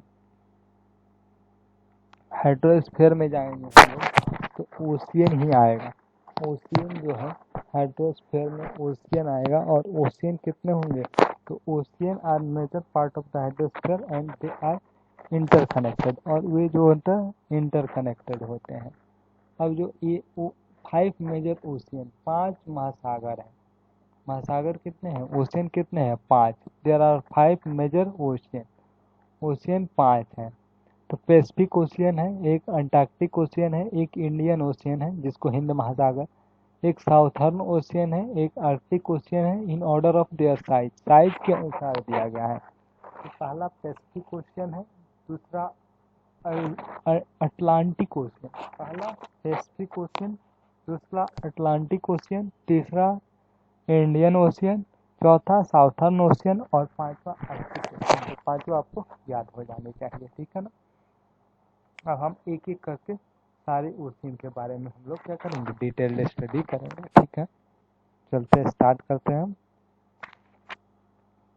यहाँ से the Pacific ocean is the largest ocean and it spreaded 1/3 of the earth Mariana trench. The deepest part of the earth lie in the Pacific ocean. Mariana trench जो है ये जो है लार्जेस्ट ओशियन है, आपको Pacific ocean पहले ही बताया था हमने, साइज के अकॉर्डिंग लिख भी दिया था। मेरियाना ट्रेंच जो है वो डीपेस्ट है, डीपेस्ट पार्ट ऑफ द अर्थ जो है वो पैसिफिक ओशियन में है। The Pacific ocean is almost circular in shape, circular shape में है, ठीक है ना, पैसिफिक ओशियन सर्कुलर शेप में है, ठीक है। अब दूसरा जो है वो अटलांटिक ओशियन है। दूसरा कौन सा ओशियन है? अटलांटिक ओशियन है। तो Atlantic ocean are second largest ocean in the world. अब ये एस शेप में है, ये क्या है? एस शेप में, ठीक है, एस शेप में है, ठीक है, ये एस शेप में है, ठीक है। इसमें और कोई इम्पोर्टेंट पॉइंट नहीं है। अब कॉमर्शियल पॉइंट ऑफ व्यू ये जो है बीजेस्ट ओशियन है। अटलांटिक ओशियन जो है वो कमर्शियल पॉइंट ऑफ व्यू से देखेंगे तो बीजेस्ट ओशियन है। थर्ड जो है इंडियन ओशियन, ये केवल ऐसा ओशियन है जो किसी देश के नाम पर पड़ा है बस। The shape of the ocean, उसका शेप सर्कुलर था, इसका एस शेप था, इसका ट्रायंगुलर हो गया। तो सीएसटी जो होता है छत्रपति शिवाजी टर्मिनल, तो आप सीएसटी से याद रख सकते हैं। पहला पैसिफिक ओशियन का सर्कुलर, दूसरा का क्या था? एस शेप था, और तीसरा का क्या हो गया? ट्रायंगुलर हो गया, ठीक है ना। It is bounded by Asia in the west of the Africa and east of the Australia.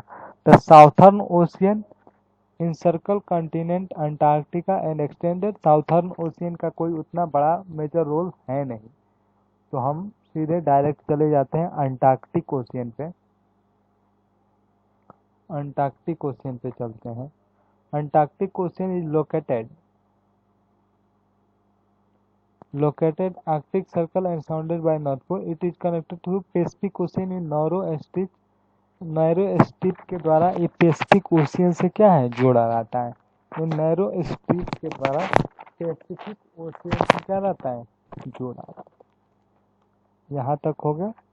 अब हम लोग देखेंगे एटमॉस्फेयर के बारे में। किसके बारे में हम लोग देखेंगे? एटमॉस्फेयर के बारे में। तो हमारा जो एटमॉस्फेयर है, लेयर ऑफ जो गैसेज हम पढ़े थे, पहले क्या पढ़े थे हम लोग? लिथोस्फीयर, हाइड्रोस्फीयर, एटमॉस्फेयर, बायोस्फीयर पढ़े थे। तो लिथोस्फीयर हो गई, लिथोस्फीयर ओशियन और कॉन्टिनेंट हो गया, ठीक है। हाइड्रोस्फीयर हो गया उसमें, उसके बाद एटमॉस्फेयर, एटमॉस्फेयर बाकी। तो एटमॉस्फेयर क्या है कि the earth surrounded by a layer of the gas, gas के लेयर से इसे, इसको हम लोग क्या बोलेंगे? एटमॉस्फेयर। तो 68% नाइट्रोजन है, 21% क्या है? हाइड्रोजन है, अदर लाइक कार्बन डाइऑक्साइड है, आर्गन है, इसका कॉम्पोजिशन आपको है, ठीक है। अब हमारा जो एटमॉस्फेयर जो है वो 5 लेयर से मिलके बना हुआ है। तो पहला लेयर को कहते हैं हम स्ट्रेटोस्फेयर, जो कि दिखा नहीं है इसमें, स्ट्रेटोस्फेयर। दूसरा ट्रोपोस्फेयर, पहला स्ट्रेटोस्फेयर, दूसरा troposphere, troposphere, troposphere, stratosphere, mesosphere, thermosphere, exosphere. तो ट्रोपोस्फेयर हो गया, स्ट्रेटोस्फेयर हो गया, मेसोस्फेयर हो गया, थर्मोस्फेयर हो गया, एक्सोस्फेयर हो गया। तो 5 लेयर हो गए। क्या हो गए? 5 लेयर, TSMTE, TSMTE से याद रख सकते हैं। प्रोटोस्फेयर, स्ट्रेटोस्फेयर, मेसोस्फेयर, थर्मोस्फेयर और एक्सोस्फेयर, ये 5 लेयर हैं आपको, ठीक है। इस लेयर के बारे में भी आप लोग को डिटेल जो है वो 7th के चैप्टर में, 7th क्लास के चैप्टर में पढ़ाया जाएगा, ठीक है। तो कोई दिक्कत की बात नहीं है। अब लास्ट जो है बायोस्फीयर। बायोस्फीयर हम लोग पढ़े थे कि बायोस्फीयर एक नैरो जोन है। क्या है? नैरो जोन है, जहाँ पे लैंड भी है, वाटर भी है। वहाँ वैरायटी जो ऑफ क्या मिलते हैं? वैरायटी जो ऑफ जो है लोग रह सकते हैं उसमें, वैरायटीज ऑफ एनिमल्स आ सकते हैं। There are several varieties of animals या साउंडेड रहते हैं, ठीक है ना।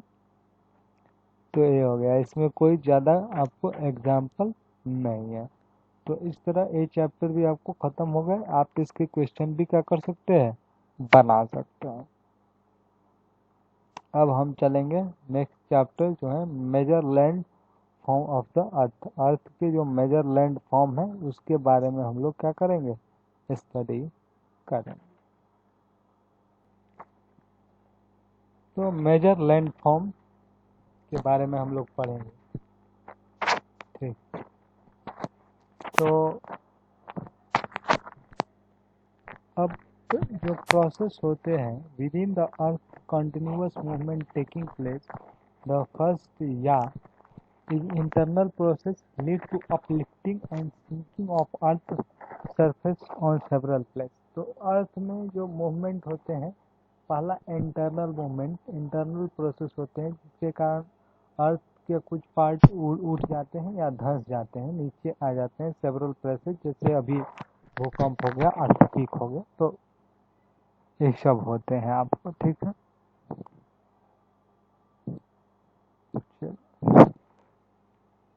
एक्सटर्नल प्रोसेस होते हैं। The second is external process, internal था, external process the continuous wearing down for rebuilding of land surface, the wearing away from the earth surface is called erosion. Erosion एक जगह से दूसरे जगह वेयर आउट हो जाते हैं सॉइल, तो उसको इरोजन बोलते हैं। The surface is being lowered by the process of erosion and rebuilt by the process of deposition.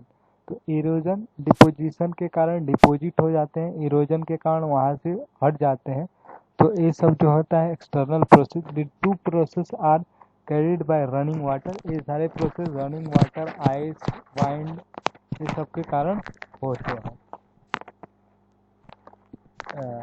Landform depend upon the elevation and the slope. Mountain हो गया, प्लेटू हो गया, प्लेन हो गया, ये सब माउंटेन भी होता है, प्लेटू भी होता है, प्लेन भी होता है। तो हम सबसे पहले जो है वो माउंटेन्स के बारे में स्टडी करेंगे, माउंटेन क्या होता है। तो ठीक है, माउंटेन के बारे में हम स्टडी करेंगे। तो माउंटेन क्या होता है कि mountain is a natural elevation of the अर्थ। ये माउंटेन जो होता है नेचुरल एलिवेशन होता है ऑफ द अर्थ। अर्थ से एलिवेशन तो होता है, इसका natural elevation.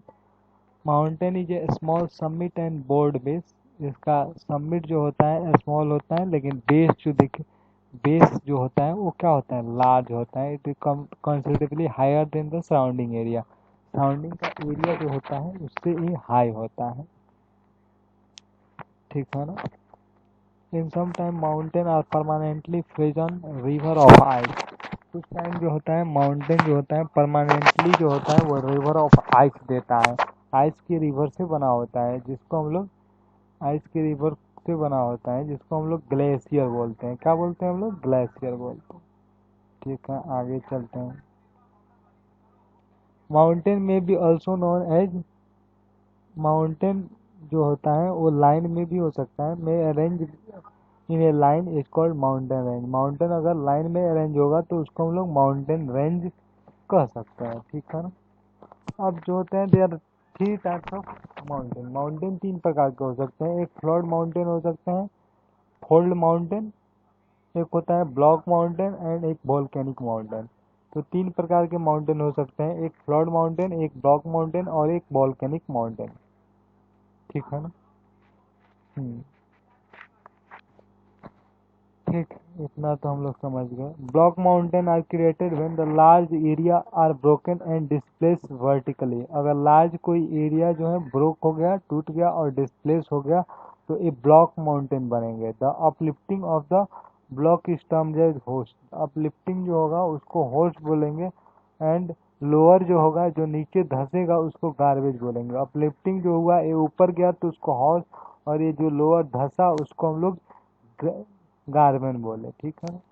Volcanic mountain are form due to volcanic activity. Volcanic activity के कारण जो माउंटेन फॉर्म होते हैं उसको वोल्केनिक माउंटेन कहते हैं। Mount Kilimanjaro in Africa and mount Fujiyama in Japan are example of the volcanic mountain. Kilimanjaro और Japan का ये जो है माउंटेन वोल्केनिक माउंटेन का एग्जाम्पल है। ठीक है, आगे चलते हैं। Mountain are variable and the mountain are store house, mountain बहुत यूजफुल भी है और माउंटेन क्या है, स्टोर हाउस भी है। The river valley and the terraces have idea of cultivation of the crop. Mountain have rich variety of the flora and fauna. Mountain में flora और फाउना भी बहुत होते हैं, तो ये आप समझ सकते हैं, फ्लोरा और फाउना। ठीक है, तो अब हम लोग माउंटेन यहाँ से आपका खत्म हो जाता है। अब हम लोग प्लेटू के बारे में पढ़ें।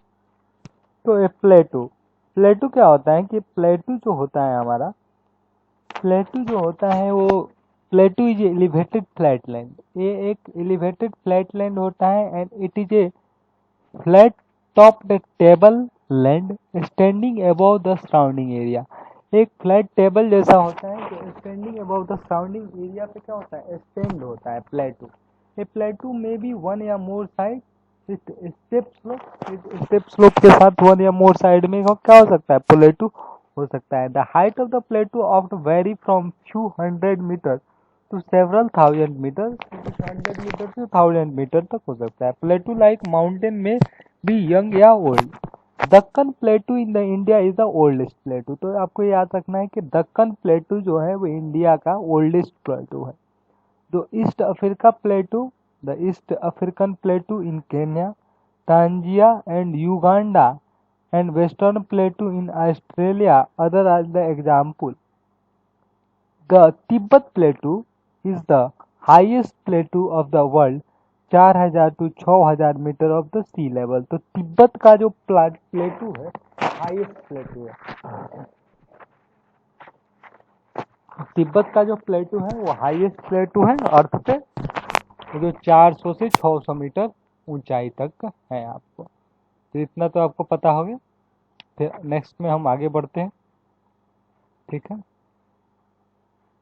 आगे चलते हैं हम।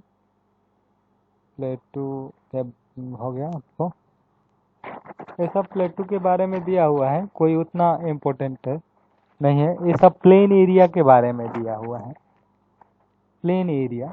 ठीक है ना, प्लेन एरिया में रिवर हो सकते हैं, माउंटेन हो सकते हैं। ठीक है,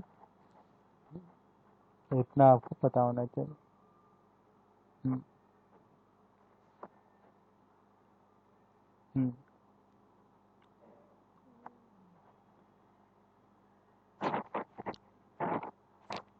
तो सबसे लंबी नदी जो है वो गंगा है, और वॉल्यूम वाइज सबसे लंबी नदी कौन सा है, ब्रह्मपुत्र है। Volume wise. अब यांगिस्त नदी जो है, यांगत्से नदी जो है वो चाइना की एक नदी है, कभी कभी पूछा जाता है। ठीक है, तो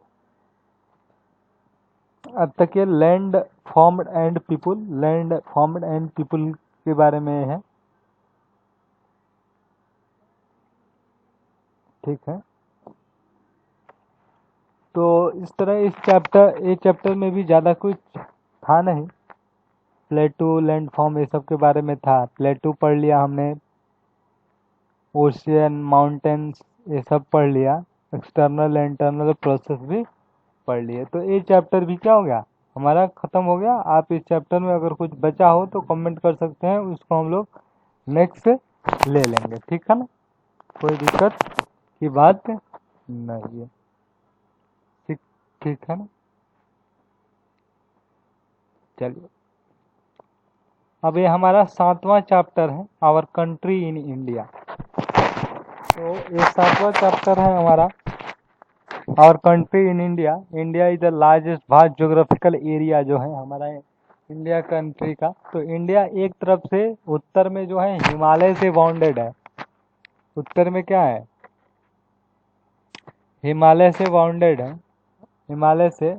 उसके बाद अरबियन सी जो है वेस्ट में है, बे ऑफ बंगाल जो है ईस्ट में है एंड द इंडियन ओशियन जो है हिंद महासागर साउथ में है। वास अवे इंडिया पेनिनसुला। पेनिनसुला क्या होता है, तो the peninsula is a piece of land that is surrounded by water in 3 side. तो 3 साइड से जो वाटर से सराउंडेड होगा तो उसको हम लोग क्या बोलेंगे, पेनिनसुला बोलेंगे। तो पेनिनसुला क्या होता है कि 3 साइड से वाटर से कहते हैं, इसको पेनिनसुला बोलेंगे। तो ये हमारा जो इंडिया है वो तीनों साइड से वाटर से सराउंडेड है, ये पता चल रहा है। हिमालय है, अरबियन सी है, इंडियन ओशियन है और एक तरफ पहाड़ है, तो इसको पेनिनसुला बोलते हैं, ठीक है ना। इंडिया एरिया जो है 3.2 million square kilometre and the north and south extend Kashmir to Kanyakumari. Kashmir से कन्याकुमारी तक का जो लेंथ जो है वो 3200 किलोमीटर है और विड्थ जो है अरुणाचल प्रदेश से कच्छ तक का 2900 किलोमीटर। लेंथ 3200 कश्मीर से कन्याकुमारी और विड्थ जो है अरुणाचल प्रदेश से कच्छ तक 32, ठीक है, 29 का, ठीक है। यहाँ तक आपको हो गया। It is the second most populated country after China. China के बाद है सेकंड मोस्ट पॉपुलेटेड कंट्री है, लेकिन अगर सर्वे होगा तो ये नंबर 1 पे भी आ सकता है, ठीक है। लोकल सिटिंग जो है हमारा इंडिया नॉर्थर्न हेमिस्फीयर में है, northern hemisphere. The tropic of cancer is almost passes through the country. Tropic of cancer जो है हमारे कंट्री से पास करता है, वो हमने बताया ही था, ठीक है ना। इसका पोजीशन बताया 8 degree north, 36 degree latitude, to west. इसको याद रखने का कोई इतना जरूरत नहीं।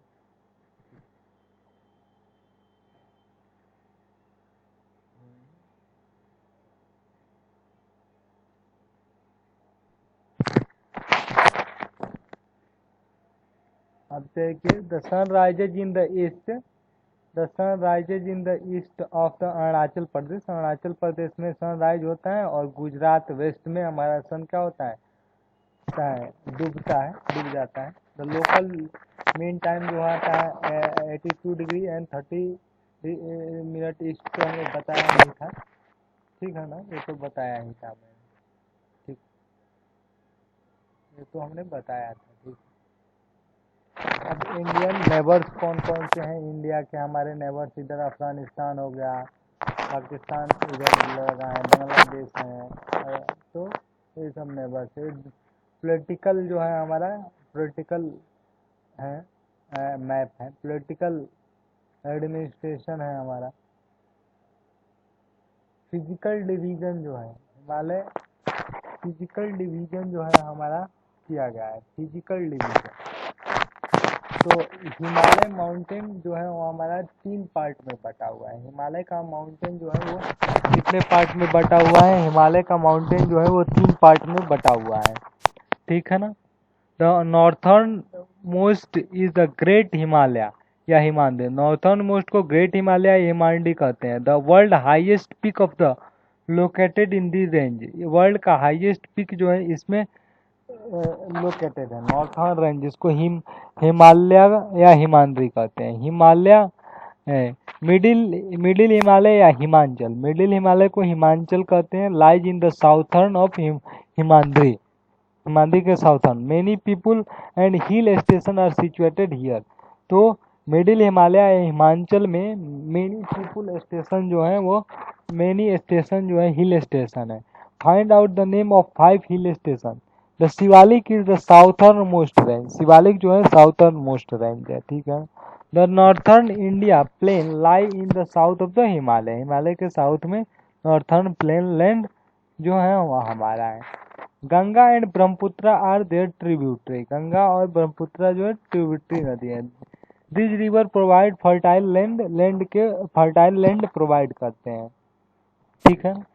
Great Indian desert. In western India lie in the great Indian desert. It is very dry and sandy and little for vegetation. तो ग्रेट इंडियन डिजर्ट भी है, ठीक। चलिए द साउथर्न प्लेन साउथर्न में जो प्लेन होगा, southern plain is the peninsular plateau and it is the rectangular in shape. Southern plain जो होगा पेनिनसुलर प्लेटू होगा एंड ये जो होगा रेक्टेंगुलर शेप का होगा। द रिलीफ हाईली, ठीक है। द विंध्या एंड सतपुरा आज इम्पोर्टेंट रेंज जो है साउथर्न नॉर्थ प्लेटू का विंध्या और सतपुरा जो है वो इम्पोर्टेंट रेंज है। The river Narmada and Tapi, Narmada और तापी नदी जो है इससे होके क्या गुजरती है, the west flowing river that drain into Arabian sea. Narmada और तापी आपको याद रखना है, ये वेस्ट फ्लोइंग रिवर है। द वेस्टर्न घाट या Sahyadri is the border of the plateau in the west and eastern Ghat provided east boundary, while western Ghat almost continues. As eastern Ghat are broken and uneven, the plateau is rich in mineral and cool. तो प्लेटू जो होता है वो eastern घाट का प्लेटू जो होता है rich, cool और मिनरल से क्या है, रिच है। To the west and western Ghat, east of the eastern Ghat lies in the coastal plain. The west of the western Ghat and east of the eastern Ghat के east में, western घाट के west में coastal plain है। ठीक है। तब महानदी हुआ Krishna and Kaveri. क्या the coastal plain are much border, there are number of east flowing river. अब जो तापी और नर्मदा वेस्ट फ्लोइंग रिवर था, वैसे ही महानदी हुआ, गोदावरी हुआ, कृष्णा हुआ, कावेरी हुआ, ये क्या है, ईस्ट फ्लोइंग रिवर है।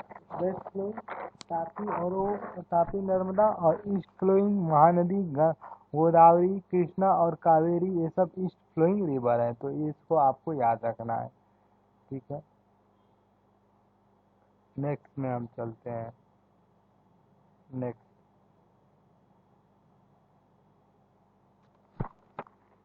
तो सब आपको डायग्राम दिखाया गया है। अब आइलैंड के बारे में देखते हैं। आइलैंड क्या है। The two group of island also form A part of India. Lakshadweep island, दो ग्रुप ऑफ आइलैंड इंडिया में है। एक जो है हमारा लक्षद्वीप का आइलैंड है। Lakshadweep island located in Arabian sea. Lakshadweep island है जो located in Arabian sea. And there are coral island located in the coast of Kerala. The Andaman and Nicobar Island lie in the southeast of the Indian and maintain Bay of Bengal. Do you know about Iceland is affected tsunami से 2004 में Iceland affected है। Find out through the newspaper report by speaking people. Tsunami is a huge sea wave. Tsunami क्या है, a huge sea wave generated due to earthquake and sea floor. Sea floor और earthquake के कारण tsunami is a huge sea wave. Tsunami एक huge sea wave है जो due to earthquake के कारण क्या होता है, सी वेव है। क्या है, सी वेव है। तो ठीक है, इस तरह हमारा 7 चैप्टर हो गए। ठीक है ना। और ये जो है हमारा 8वां चैप्टर है। एक चैप्टर ये बाकी है, इसको भी हम कर लेते हैं। तो हमारा इसको अगर हम कर लेंगे तो हमारा पूरा आपको खत्म हो जाएगा।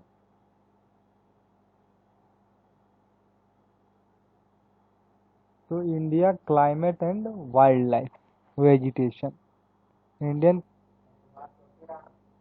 तो ये चैप्टर है आपको Indian climate vegetation and wild life के बारे में। 8th चैप्टर है हमारा। तो हम लोग यहाँ से स्टार्ट करते हैं। सबसे पहले हमको जानना है कि वेदर क्या होता है। वेदर जो है वो day to day change in atmosphere. Atmosphere में डे टू डे जो चेंज होता है, day to day change in atmosphere जो होता है, उसको हम लोग बोलते हैं वेदर। वेदर क्या होता है, day to day change in atmosphere. It included in change in temperature and rainfall, sunshine, ये सब आते हैं आपको इसमें। तो वेदर जो होता है day to day change in temperature, day to day change in atmosphere. Atmosphere में डे टू डे जो चेंज होगा उसको हम लोग क्या बोलेंगे, वेदर बोलेंगे। क्या बोलेंगे, वेदर। ठीक। वेदर और क्लाइमेट में मेनली डिफरेंस है।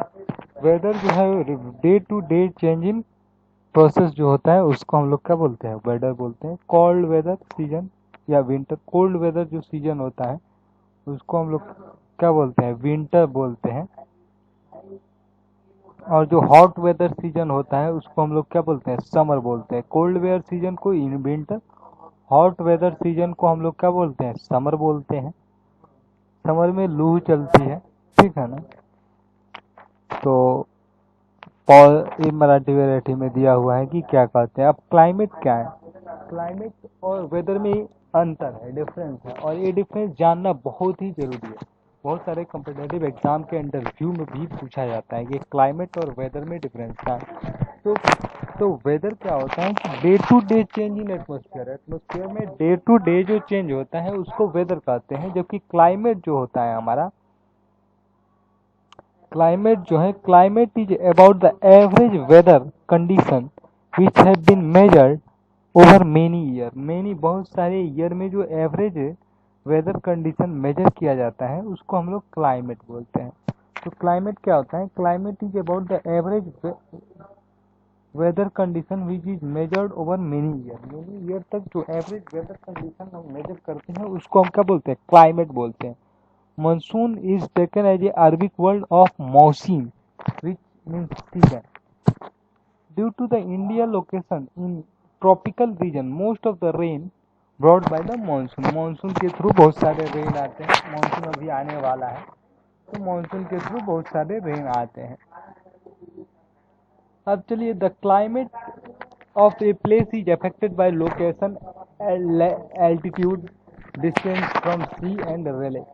तो क्लाइमेट ये जो होता है ये इफेक्ट होता है लोकेशन से, altitude, distance and sea relief इससे होता है। अब एक होता है नेचुरल वेजिटेशन। अगर कोई भी चीज़ खुद ब खुद उग जाए तो उसको नेचुरल वेजिटेशन कहते हैं, खुद ब खुद उग जाए। अब हमारे जो फॉरेस्ट हैं उसके टाइप देखते हैं। फॉरेस्ट के जो टाइप्स होते हैं, पहला होता है ट्रॉपिकल फॉरेस्ट।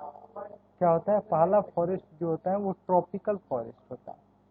ट्रॉपिकल फॉरेस्ट क्या है कि tropical rain forest occur in the area which receive heavy rainfall. जहाँ पे ज़्यादा रेनफॉल होता है वहाँ ट्रॉपिकल रेन फॉरेस्ट पाया जाता है। दे आर डेंस, ये डेंस होते हैं, dense that sunlight does not reach the ground, ground पे सनलाइट नहीं इंटर करता है। Many shed their leave at different times of the year, they always appear green and called evergreen forest। तो tropical rain forest को हम evergreen forest कहते हैं क्योंकि यहाँ बहुतायत मात्रा में बारिश होती है और ये हमेशा क्या होते हैं, हमारे हमेशा आपको हरे भरे रहते हैं। ये जंगल जो है हमेशा हरे भरे रहते हैं, तो इसको ट्रॉपिकल रेन फॉरेस्ट या एवरग्रीन फॉरेस्ट भी कहते हैं। अब एवरग्रीन फॉरेस्ट होते कहाँ हैं ये भी मेन जानना जरूरी है। तो evergreen tree found in the this forest, यानी ट्रॉपिकल रेन फॉरेस्ट या एवरग्रीन फॉरेस्ट में जो ट्री होते हैं, Nicobar island, part of the northern east state, narrow strip of western slope and western Ghat में ये पाए जाते हैं। ठीक है ना। महोगनी, इबोनी एंड रोजवुड ये जो एग्जाम्पल है ट्रॉपिकल रेन फॉरेस्ट या एवरग्रीन फॉरेस्ट के।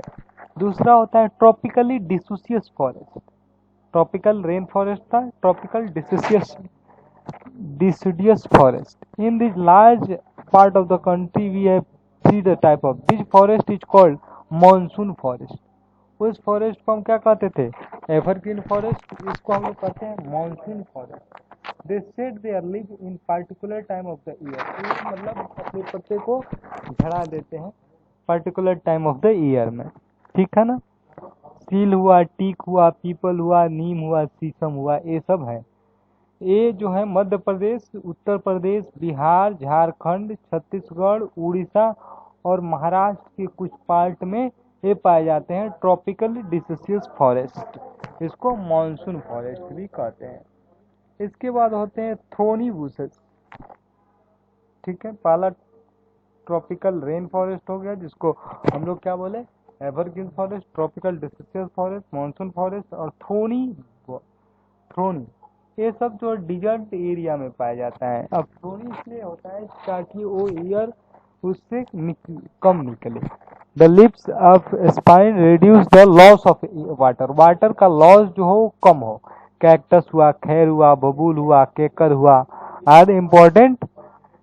ये जो है Punjab, Haryana, eastern western Ghat of Gujarat, Rajasthan, ये सब में क्या है पाए जाते हैं। ठीक है ना। तो थ्रोनी बुशेस फॉरेस्ट। ठीक है ना। अब माउंटेन वेजिटेशन, माउंटेन वेजिटेशन है, mountain vegetation. A wide range of the species is found in mountain according to the variation of height. With increase in height, temperature fall at the height of 1500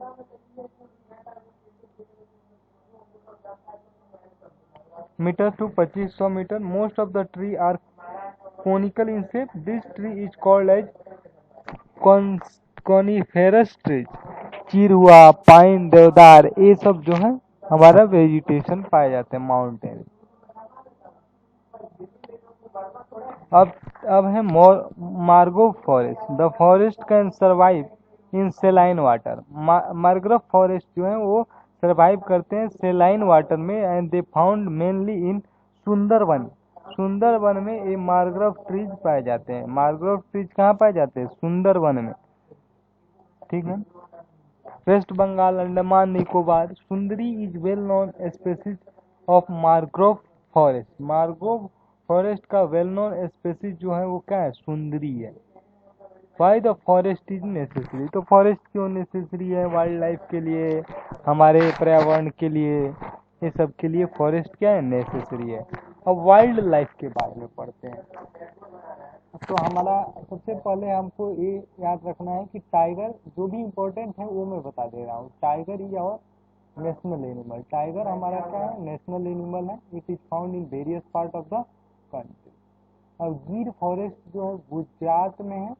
ये Asiatic lion के लिए क्या है? Line के लिए क्या है? प्रसिद्ध है। ये बहुत सारे एग्जाम में पूछे जाते हैं। एशियाटिक गिर फॉरेस्ट के गिर जो है गुजरात में है। गिर फॉरेस्ट किसके लिए प्रसिद्ध है? तो एशियाटिक लेन के लिए प्रसिद्ध है, ठीक है ना।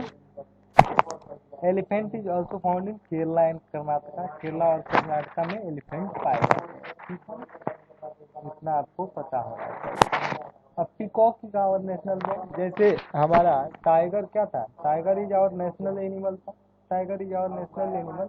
वैसे ही हमारा पीकॉक जो है वो हमारा क्या है? नेशनल बर्ड है। नेशनल बर्ड कौन है? पीकॉक। तो पीकॉक जो होता है our national bird. The peacock is our national bird. तो पीकॉक हमारा क्या है? नेशनल बर्ड है।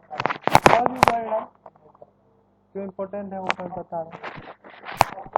तो ये सब वाइल्ड लाइफ के बारे में।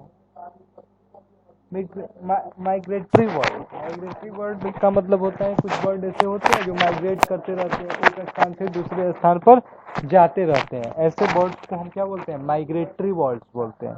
ऐसे बर्ड्स को हम क्या बोलते हैं? Migratory bird. जो एक स्थान से दूसरे स्थान तक जाते रहेंगे उस बर्ड को हम माइग्रेटरी बर्ड बोलेंगे। सम बर्ड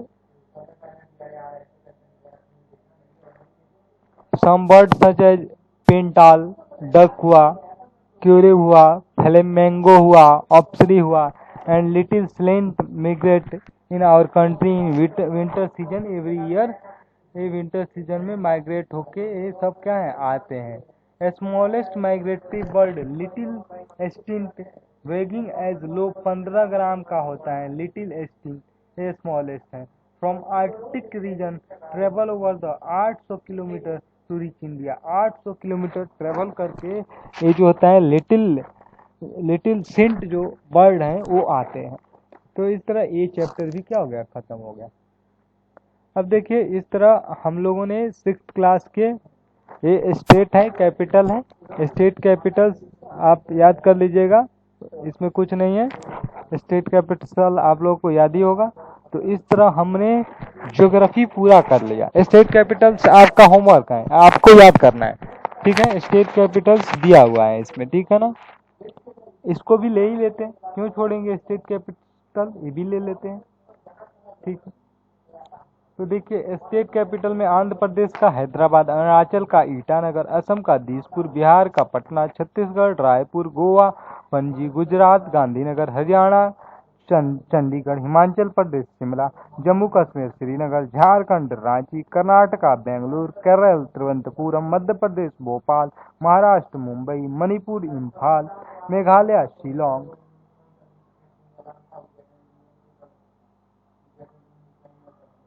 ठीक है ना, मेघालय शिलोंग,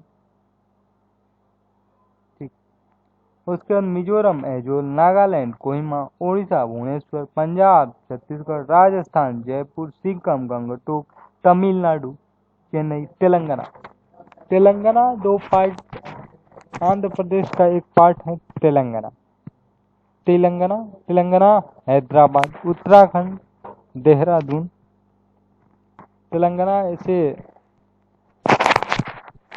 तेलंगाना का हैदराबाद है, ठीक है। उत्तराखंड देहरादून, उत्तर प्रदेश लखनऊ, त्रिपुरा अगरतला। एक बार आप लोग तेलंगाना के बारे में पढ़ लीजिएगा, क्योंकि इसमें थोड़ा अलग दिखा रहा है। तेलंगाना का कैपिटल शायद चेंज हुआ है, तो आप देखिएगा एक बार तेलंगाना के बारे में। न्यू स्टेट तेलंगाना जो बना हुआ है, Tripura Agartala, West Bengal Kolkata, Andaman Nicobar Port Blair Chhattisgarh, Dadra Nagar Haveli, Daman and Diu, Lakshadweep Kavaratti, Pondicherry. National capital territory Delhi. NCR का जो कैपिटल है वो कहाँ है? दिल्ली में है, ठीक है।